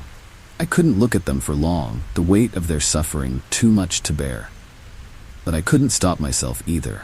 I needed to know the truth, even if it destroyed me. The apartment felt more oppressive with each passing day, the walls closing in around me as if the very building was trying to trap me there. Footsteps in the hallway grew louder, closer, until they seemed to be right outside my door. I started locking it every night, barricading myself in with whatever I could find, but it didn't help. The presence, whatever it was already inside, and no lock could keep it out. The stain on the floor seemed to grow darker, more pronounced, as if it was feeding off my fear. One night I woke to the sound of whispers, soft, unintelligible murmurs that seemed to come from all around me. I bolted upright in bed, my heart pounding. There was no one there. The room was dark, the only light coming from the faint glow of the moon through the curtains. But the whispers didn't stop. They grew louder, more insistent, until I could almost make out the words. They were calling me, urging me to do something, to act. But I didn't understand what they wanted. All I knew was that I had to leave, and I had to leave now. I grabbed what I could, threw it into a bag, and ran out of the apartment without looking back. The whispers followed me down the hall, echoing in my ears even as I fled down the stairs and out into the cold night air. I didn't stop running until I was blocks away, the apartment building a distant, dark silhouette against the skyline. I never went back, never even returned to collect the rest of my things. Couldn't. Whatever was in that apartment, whatever had happened there, was something I couldn't face again.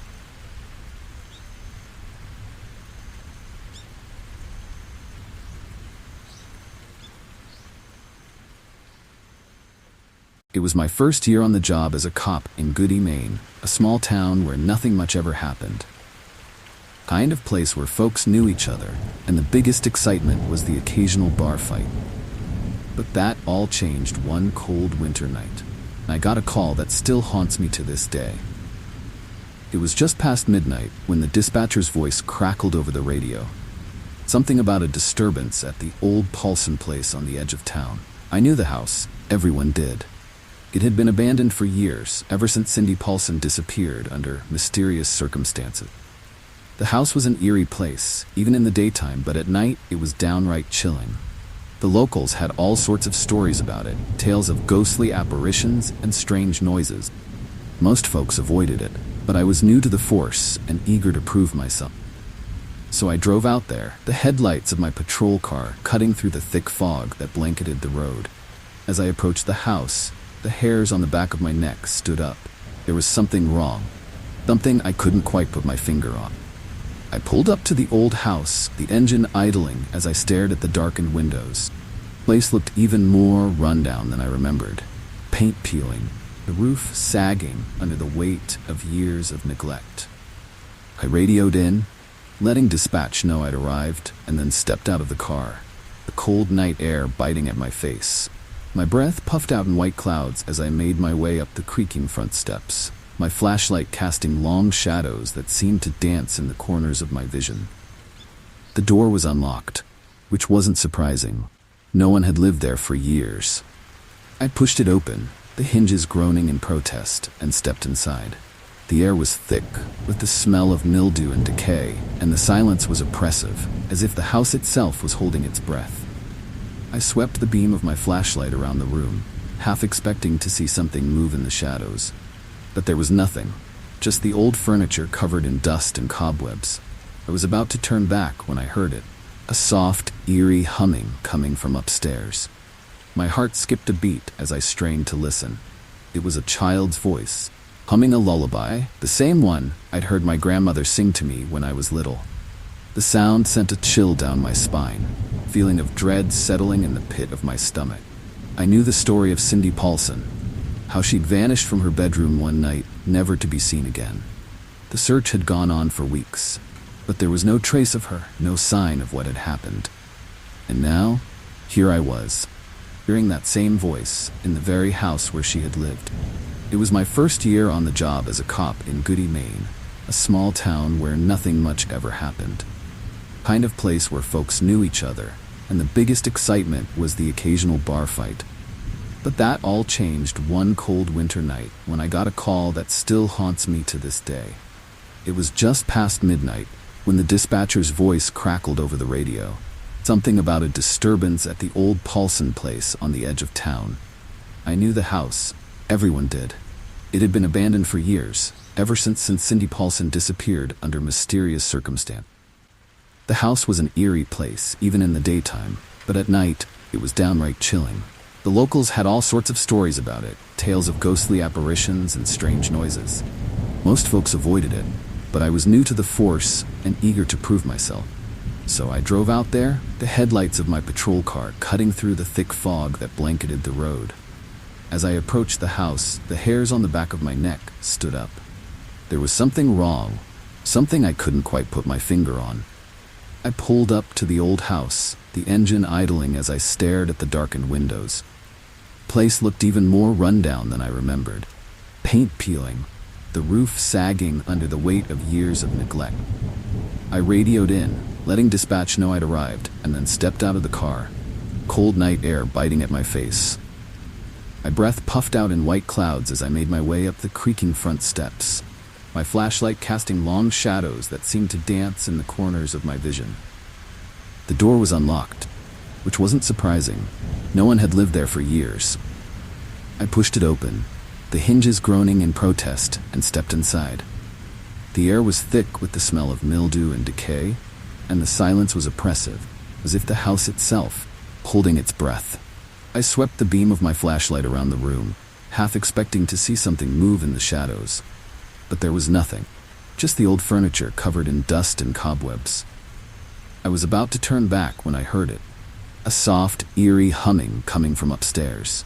My heart skipped a beat as I strained to listen.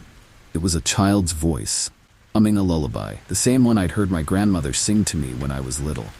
The sound sent a chill down my spine, feeling of dread settling in the pit of my stomach. I knew the story of Cindy Paulson, how she'd vanished from her bedroom one night, never to be seen again. The search had gone on for weeks, but there was no trace of her, no sign of what had happened. And now, here I was, hearing that same voice, in the very house where she had lived. I swallowed hard and started up the stairs, each step creaking under my weight. The humming grew louder, more distinct, and I could feel my hands shaking as I reached the top. The hallway stretched out before me, dark and foreboding, the door to Cindy's old room slightly ajar. I hesitated, every instinct telling me to turn back. Something pulled me forward, a force I couldn't resist. I pushed the door open, my flashlight illuminating the small, dusty room. What I saw made my blood run cold. There, hovering above the bed, was a little girl, her pale face turned toward me, her eyes wide and vacant. It was Cindy Paulson, or at least what was left of her. Her body floated a few feet off the ground, as if suspended by an invisible force, and her mouth moved silently as she continued to hum that haunting lullaby. I was frozen in place, unable to move, unable to speak.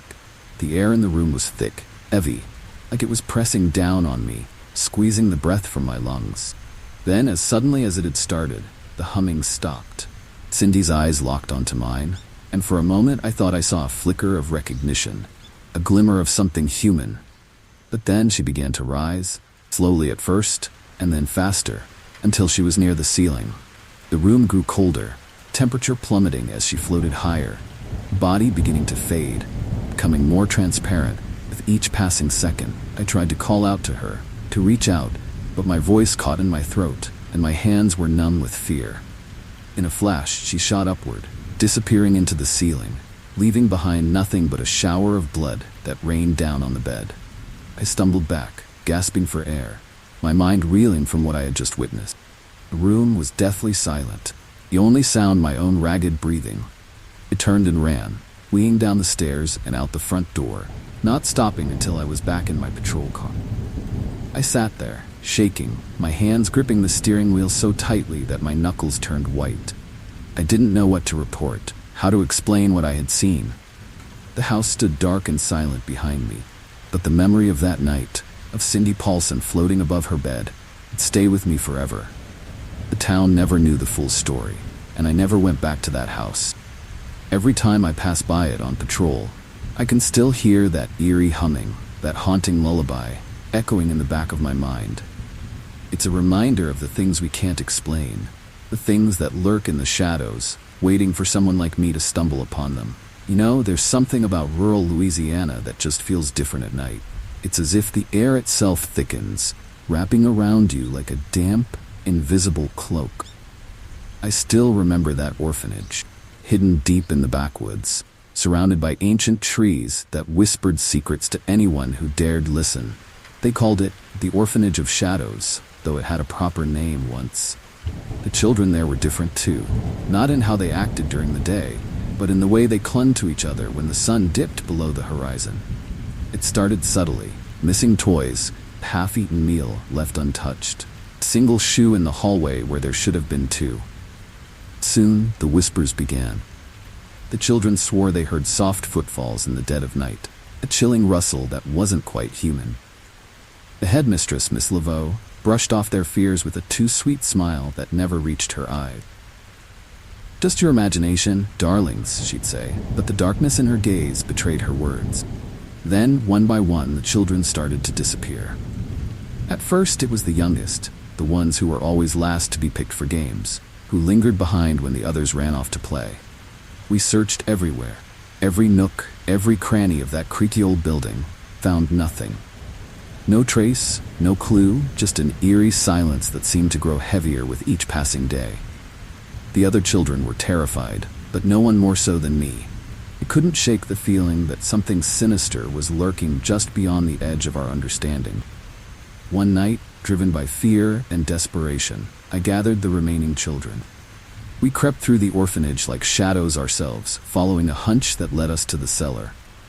It was there that we found the hidden door, half rotted and forgotten behind stacks of old dusty crates. The door led to a narrow staircase, winding down into the earth like a spiral into madness. The air grew colder with each step, and the walls seemed to close in around us. We pressed on, hearts pounding in our chests. At the bottom of the stairs, we discovered a labyrinth of tunnels, ancient and damp, carved into the very bones of the earth. The walls were etched with strange symbols that seemed to writhe in the dim light of our flashlights. It was then that we heard it. The faint sound of chanting echoing through the tunnels like a haunting lullaby. We followed the sound, terrified yet unable to turn back, until we reached a large chamber, bathed in an eerie, flickering light. You wouldn't believe it if I told you, but there's something about old playgrounds that gives me the chills. Maybe it's the echoes of laughter long faded, or the way the swings creak in the wind, even when no one's there. In a small town in Ohio, there was one such playground. Place that had seen better days but still drew children like moths to a flame. It was on that playground that the strangest and most eerie encounters began to unfold, the kind that makes your skin crawl just thinking about it. It started with whispers among the kids, little murmurs about a girl in a white dress who would appear just as the sun dipped below the horizon. She'd stand by the old merry-go-round, her dark hair hiding her face, and ask in the softest voice, "Will you play with me?" Most of the kids laughed it off, chalking it up to stories meant to scare the younger ones. A few swore they'd seen her with their own eyes. They'd bolt home before dark, leaving the playground empty and silent, except for the soft rustle of leaves in the wind. Curiosity got the better of me one evening, so I decided to stay a little later than usual, just to see if there was any truth to the stories. As the sun dipped lower and the shadows grew longer, I felt a chill in the air that hadn't been there before. And then I saw her. She was standing by the old rusted swing set, her dress white as snow, and her face still hidden behind a curtain of dark hair. My heart pounded in my chest, but I couldn't move, couldn't tear my eyes away from her. She didn't move either, just stood there, as if waiting for something, or someone. Finally, I gathered the courage to approach her, each step feeling heavier than the last. When I was close enough, she lifted her head, and I saw her eyes, empty, hollow, like two dark voids that seemed to swallow the fading light around us. "Will you play with me?" she whispered, her voice carrying a chilling echo that sent shivers down my spine. I should have run right then and there. Something about her held me in place. I managed to ask her name, my voice trembling more than I'd like to admit. "Lucy," she replied, her voice soft yet tinged with sadness. "I've been waiting for so long." That's when the truth began to unravel. As I pieced together the whispers, the stories from the town's older folks, it became clear that Lucy wasn't just any ordinary girl. She was the ghost of a child who had disappeared from that very playground decades ago, never to be seen again. Until now. What we saw there will haunt me forever. Miss Laveau stood at the center of the chamber, surrounded by candles and arcane symbols drawn in what I could only hope wasn't blood. The missing children lay in a circle around her, their eyes wide open but unseeing, as if trapped in some unnatural slumber. She was chanting in a language I couldn't understand, her voice rising and falling like the waves of some dark ocean. And then I understood. She was using them, using their innocence, their very lives, to fuel some twisted ritual, quest for eternal youth. We knew we had to act, but what could a group of terrified children do against such malevolent power? My thoughts raced, trying to find a way to break the spell, to save our friends. Then it hit me. The symbols, they were the key. Without thinking, I grabbed a piece of broken wood and began to scratch through the symbols on the floor. The others quickly followed suit, erasing the markings as fast as we could. Ms. Laveau's chanting faltered, and she turned to us, her eyes blazing with fury. As the last symbol was destroyed, the chamber erupted in chaos. Candles blew out, plunging us into darkness, and a cold wind roared through the tunnels. We huddled together, waiting for something, anything to happen. And then, just as suddenly as it had begun, it was over. The wind died down, the air grew still, and the children began to stir, groggy but alive. Miss Laveau was gone, vanished as if she had never existed, leaving only the faintest trace of her malevolent presence behind. We never spoke of that night again. The orphanage was closed shortly after, the remaining children sent to new homes far from the haunted woods of Louisiana. The memory of that night lingers, a chilling reminder of the darkness that can hide behind even the sweetest of smiles. Sometimes, in the quiet moments before sleep takes me, I wonder, what happened to Ms. Laveau? Did she perish in the ritual, or did she find another way to cheat death?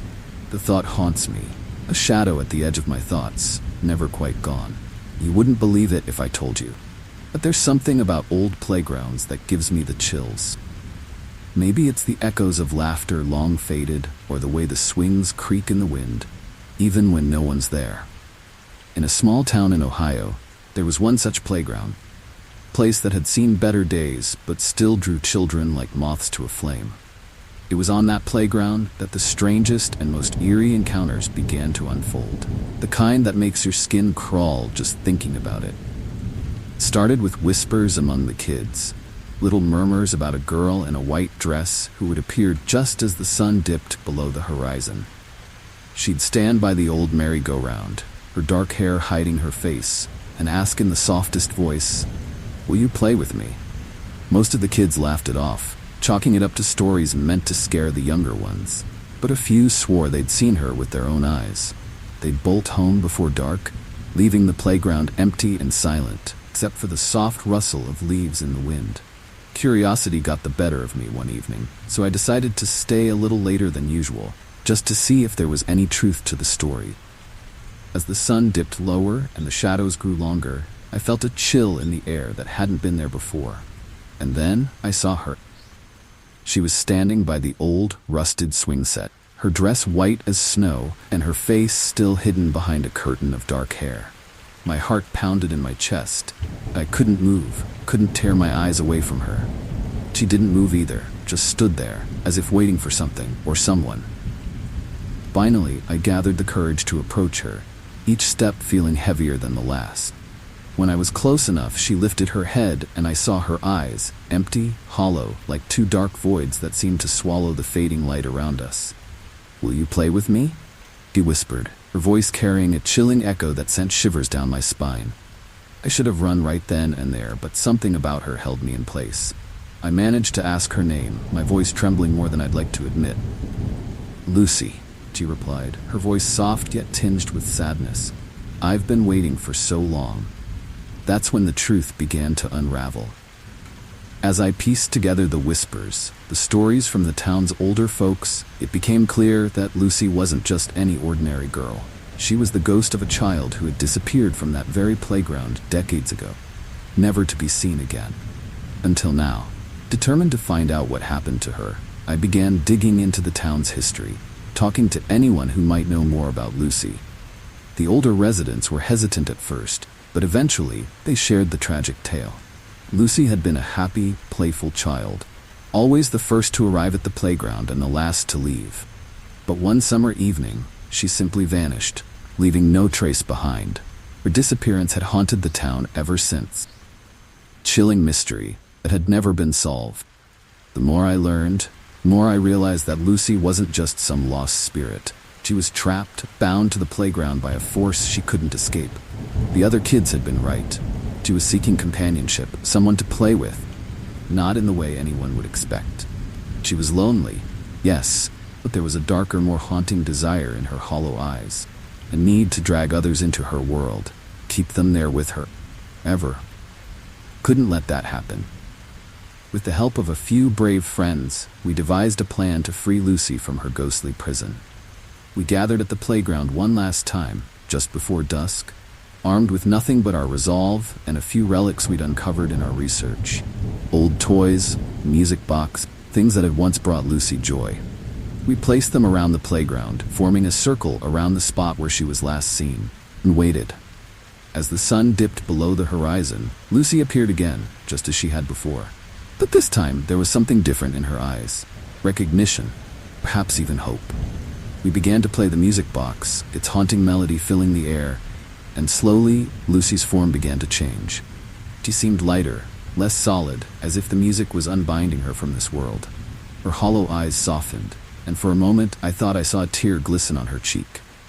Then, just like that, she was gone. The playground fell silent, but it wasn't the eerie, haunting silence from before. It was peaceful, as if a great weight had been lifted. We knew, without a doubt, that Lucy was finally free, no longer bound to the place of her tragic end. The playground still stands, old and rusted, but the eerie presence that once lingered there is gone. Sometimes, though, when the wind blows just right, we might hear the faint echo of a child's laughter, carried on the breeze, a reminder of the ghost who once sought a friend to play with. When my siblings and I first arrived at the old foster home in Maine, we thought we'd finally found a place to settle down, maybe even call our own. It was a sprawling, creaky house, tucked away in the woods, with an air of something forgotten, like it had been waiting for. Mrs. Green, our foster mother, welcomed us with open arms. There was something about her smile, didn't quite reach her eyes, something that sent a chill down my spine. I brushed it off at first. Maybe it was just nerves, the stress of being uprooted again, but soon the eerie truth of that house began to reveal itself. The first night was the worst. We hadn't even unpacked when we started hearing strange noises. Soft footsteps in the hallway, a door creaking open on its own, the sound of whispering voices just beyond the edge of understanding. My younger sister, Sarah, swore she saw a shadow pass by her door, even though we were all supposed to be in bed. I tried to comfort her, saying it was just the wind or the house settling. But deep down, I knew better. There was something in that house, something that didn't want us there. Over the next few days, eerie occurrences became impossible to ignore. Lights flickered on and off, old spots appeared out of nowhere, and we'd wake up in the middle of the night, find things had moved on their own. Chairs dragged across the floor. Toys lined up in perfect rows. Someone or something was playing with them. My brother, Tommy, was the first to see one of the ghostly figures. Came running into my room, pale as a sheet, claiming he saw a little boy standing at the foot of his bed, just staring at him with hollow eyes. We couldn't ignore it any longer. There were ghosts in that house, children like us who had once lived there but never left. The thought was chilling, and the more we tried to push it away, the more the house seemed to respond, almost like it was feeding off our fear. Mrs. Green remained oblivious. Perhaps she was in denial, insisting the house was just old and creaky. We were letting our imaginations run wild, but I knew, deep down, there was more to it than that. Determined to find out the truth, we began to dig into the history of the house. What we uncovered was far more tragic and haunting than we could have imagined. Decades ago, the foster home had been a place of torment for the children who lived there. The former caretakers, a cruel couple who had no business raising children, had mistreated and neglected the kids in their care. Some had died under mysterious circumstances, accident, they were called, but the locals knew better. The spirits of those children were still there, trapped in the house, unable to move on because of the horrors they had endured. The more we learned, the more the hauntings intensified. The ghostly figures became bolder, appearing in broad daylight, their pale faces twisted in expressions of pain and longing. They weren't just spirits, they were memories, echoes of a dark past that refused to be forgotten. And somehow, we had become a part of their story, drawn into a nightmare that had no end in sight. One night, when the hauntings reached a fever pitch, I realized what had to be done. The spirits weren't trying to hurt us. They were trying to communicate, tell their story, so that someone might finally listen. We gathered in the old playroom, where the ghostly activity was strongest, and lit a single candle in the center of the room. With trembling hands, we began to speak to them, telling them we knew what had happened, that we were there to help them find peace. The room grew cold, the air thick with an eerie, almost tangible presence.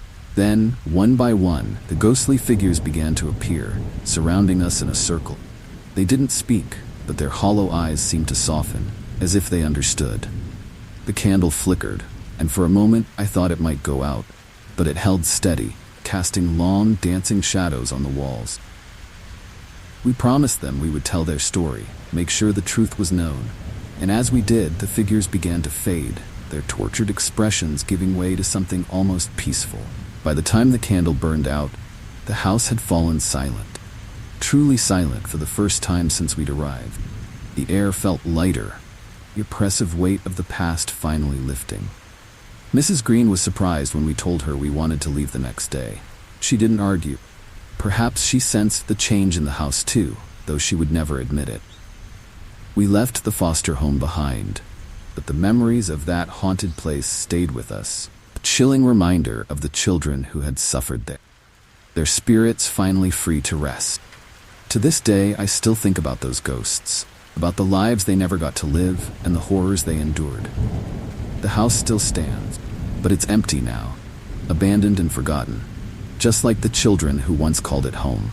And though the ghosts may be gone, the eerie feeling of that place lingers on, haunting anyone who dares to remember. There's something about old boarding schools that's always unnerved me, the way the walls seem to hold secrets, the halls echoing with the footsteps of those long gone. The boarding school in Virginia, where I spent a year, was no exception. It was a grand, imposing structure, with ivy creeping up its stone walls and tall windows that seemed to watch your every move.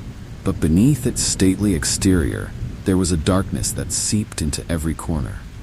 A chilling presence that made the hair on the back of my neck stand on end. It all began when a group of us stumbled upon an old diary hidden in the attic, tucked away behind dusty boxes and forgotten relics.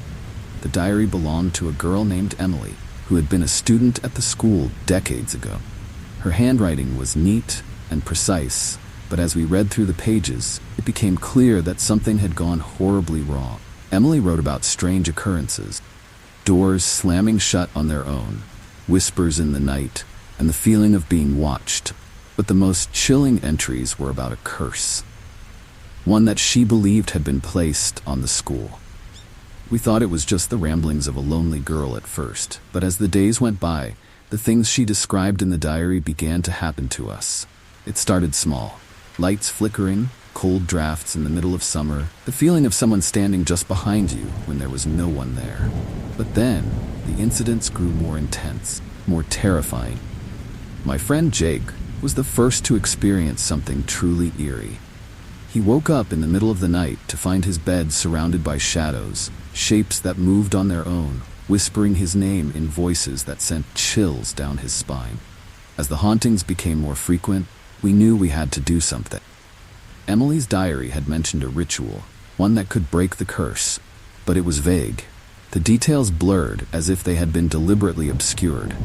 We spent hours trying to decipher her words, but the more we tried, the more elusive the solution seemed. It was as if the curse itself was trying to prevent us from breaking it, keeping us trapped in its sinister grip. The school had become a living nightmare, a place where every shadow seemed to hide something dark and malevolent. Desperation drove us to the school's library, where we pored over old books and records trying to find any mention of the curse or how to lift it. What we found was even more chilling than we expected. The curse had been placed by a former student, a girl who had died under tragic circumstances. She had been bullied, ostracized, driven to despair by her classmates, and in her final moments, she had called upon something dark, something that had bound itself to the school, feeding on the fear and misery of the students who came after her. We realized then that the only way to break the curse was to confront the source of the darkness, the spirit of the girl who had placed it. But how do you reason with a ghost, especially one filled with so much pain and anger?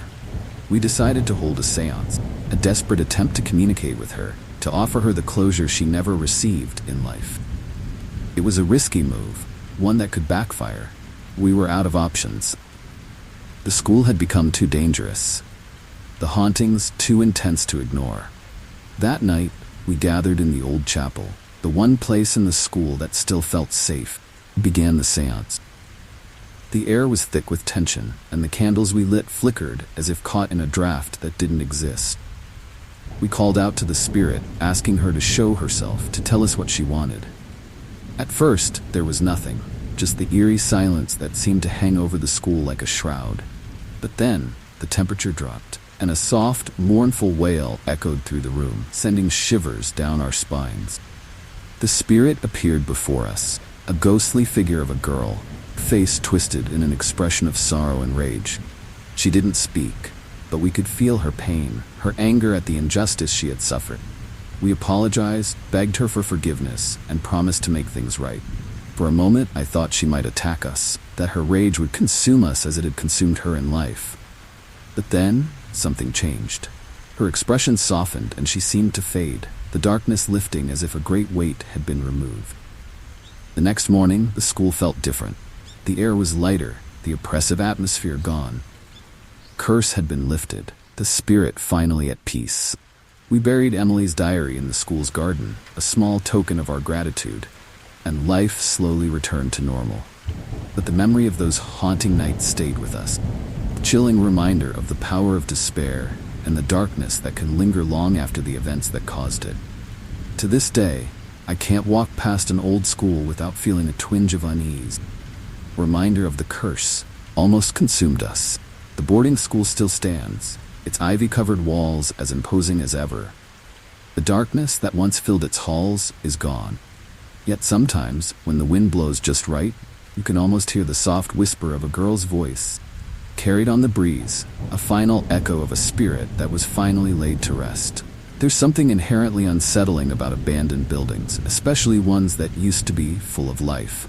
The old orphanage in Detroit was one of those places, standing as a crumbling monument to forgotten memories and lost souls. When my friends and I decided to explore it, we thought it would be just another adventure. An adrenaline rush fueled by urban legends and the thrill of the unknown. But the moment we stepped inside, the eerie silence wrapped around us like a shroud, and I knew we'd stumbled onto something far more chilling than we had anticipated. The orphanage had been empty for decades, yet it felt as though the walls still whispered with the voices of the children who once lived there. The air was thick with dust, every step kicking up small clouds that seemed to dance in the dim light filtering through broken windows. We wandered through the decaying rooms, our flashlights casting long, haunting shadows on the peeling walls.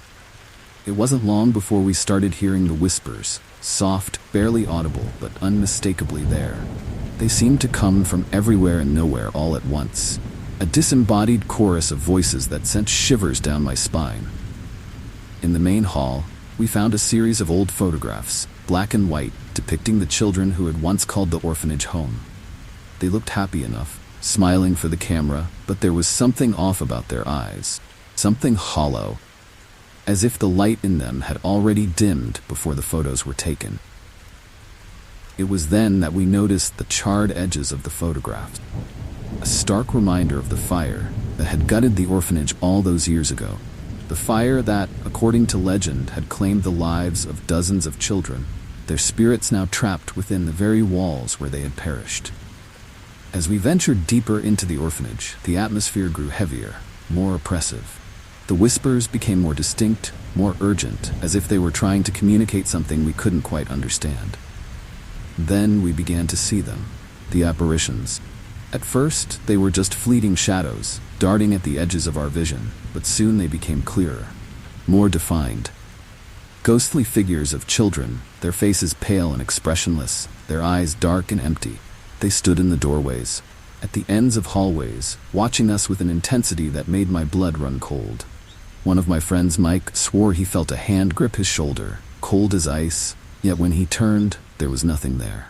The fear in his eyes was real, and for a moment we all considered turning back, leaving the orphanage to its haunted past. But curiosity, or perhaps a sense of obligation, drove us forward. We had to know what really happened there, why the spirits of those children hadn't moved on. Felt like they were leading us, guiding us deeper into the building, to a place where the truth had been buried along with the bodies. We found the basement entrance almost by accident, hidden behind a rotting door at the back of the kitchen. The stairs leading down were steep and treacherous, each step creaking ominously under our weight.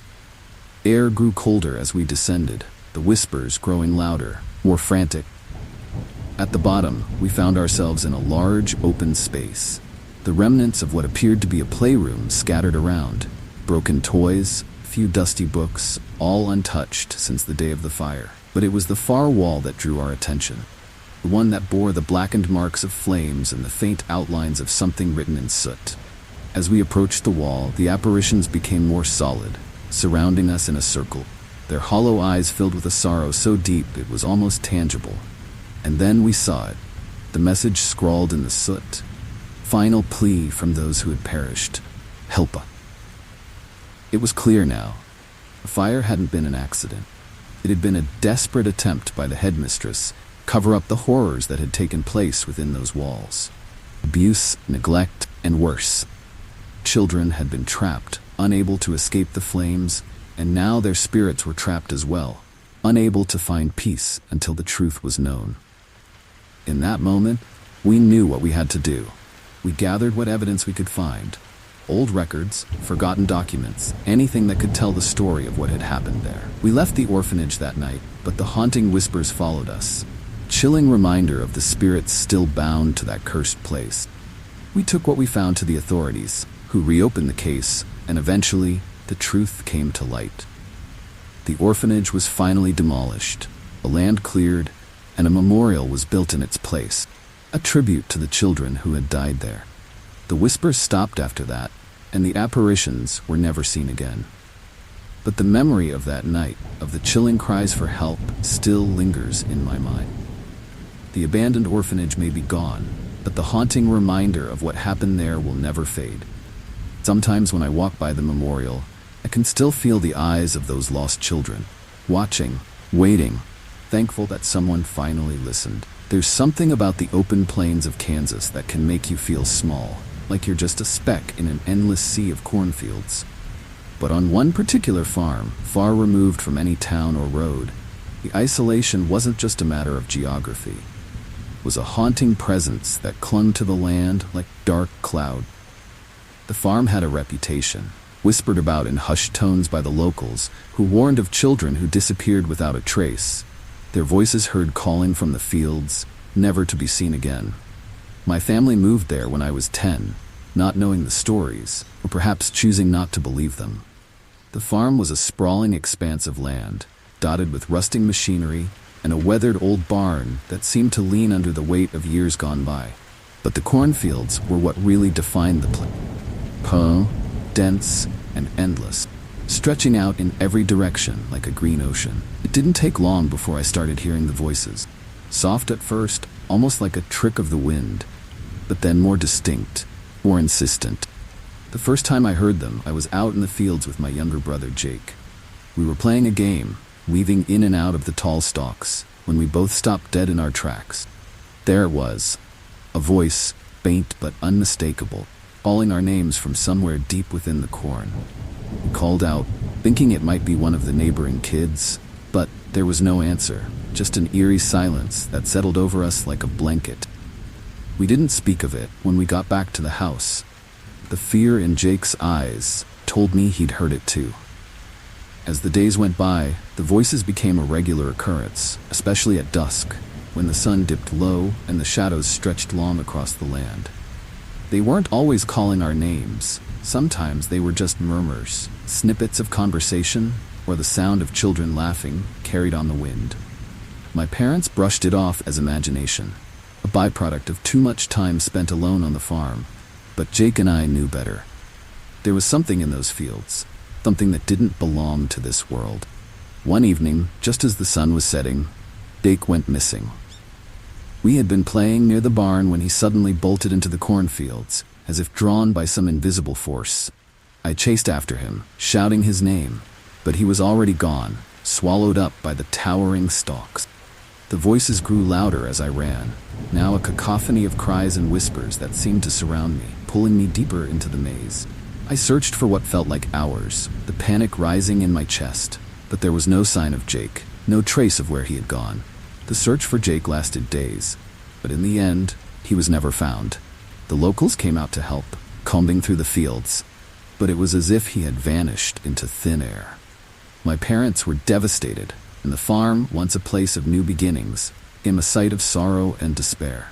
But I couldn't shake the feeling that Jake was still out there, somewhere in those endless fields, his voice now part of the chorus that haunted the farm. Determined to find out what had happened, I began to dig into the farm's history, speaking to the few neighbors who still lived nearby, old-timers who remembered the stories.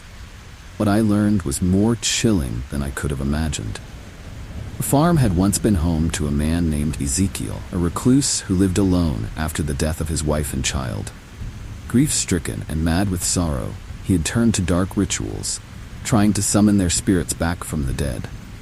Something went horribly wrong, and instead of bringing them back, he had unleashed something evil, something that now prowled the fields, luring the innocent to their doom.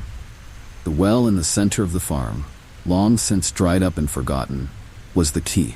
It was where Ezekiel had performed his rituals, and it was where I believed Jake had been taken. Armed with nothing but a flashlight and the desperate hope of finding my brother, I ventured out to the well one night, guided by the voices that had become all too familiar. The closer I got, the louder they became, until they were all around me, filling the night air with their eerie, haunting cries. When I reached the well, I peered into its depths, half expecting to see nothing but darkness. But there at the bottom, I saw a faint glow, a light that pulsed softly like a heartbeat.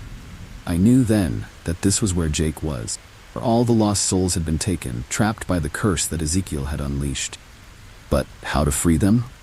I wasn't sure, but I knew I had to try. I began to chant, words I had found in Ezekiel's old journals, hoping to reverse the curse, break the hold that the well had on the souls of the lost. As I chanted, the voices grew louder, more frantic, until suddenly, they stopped. The air around me grew still, the night silent as if holding its breath.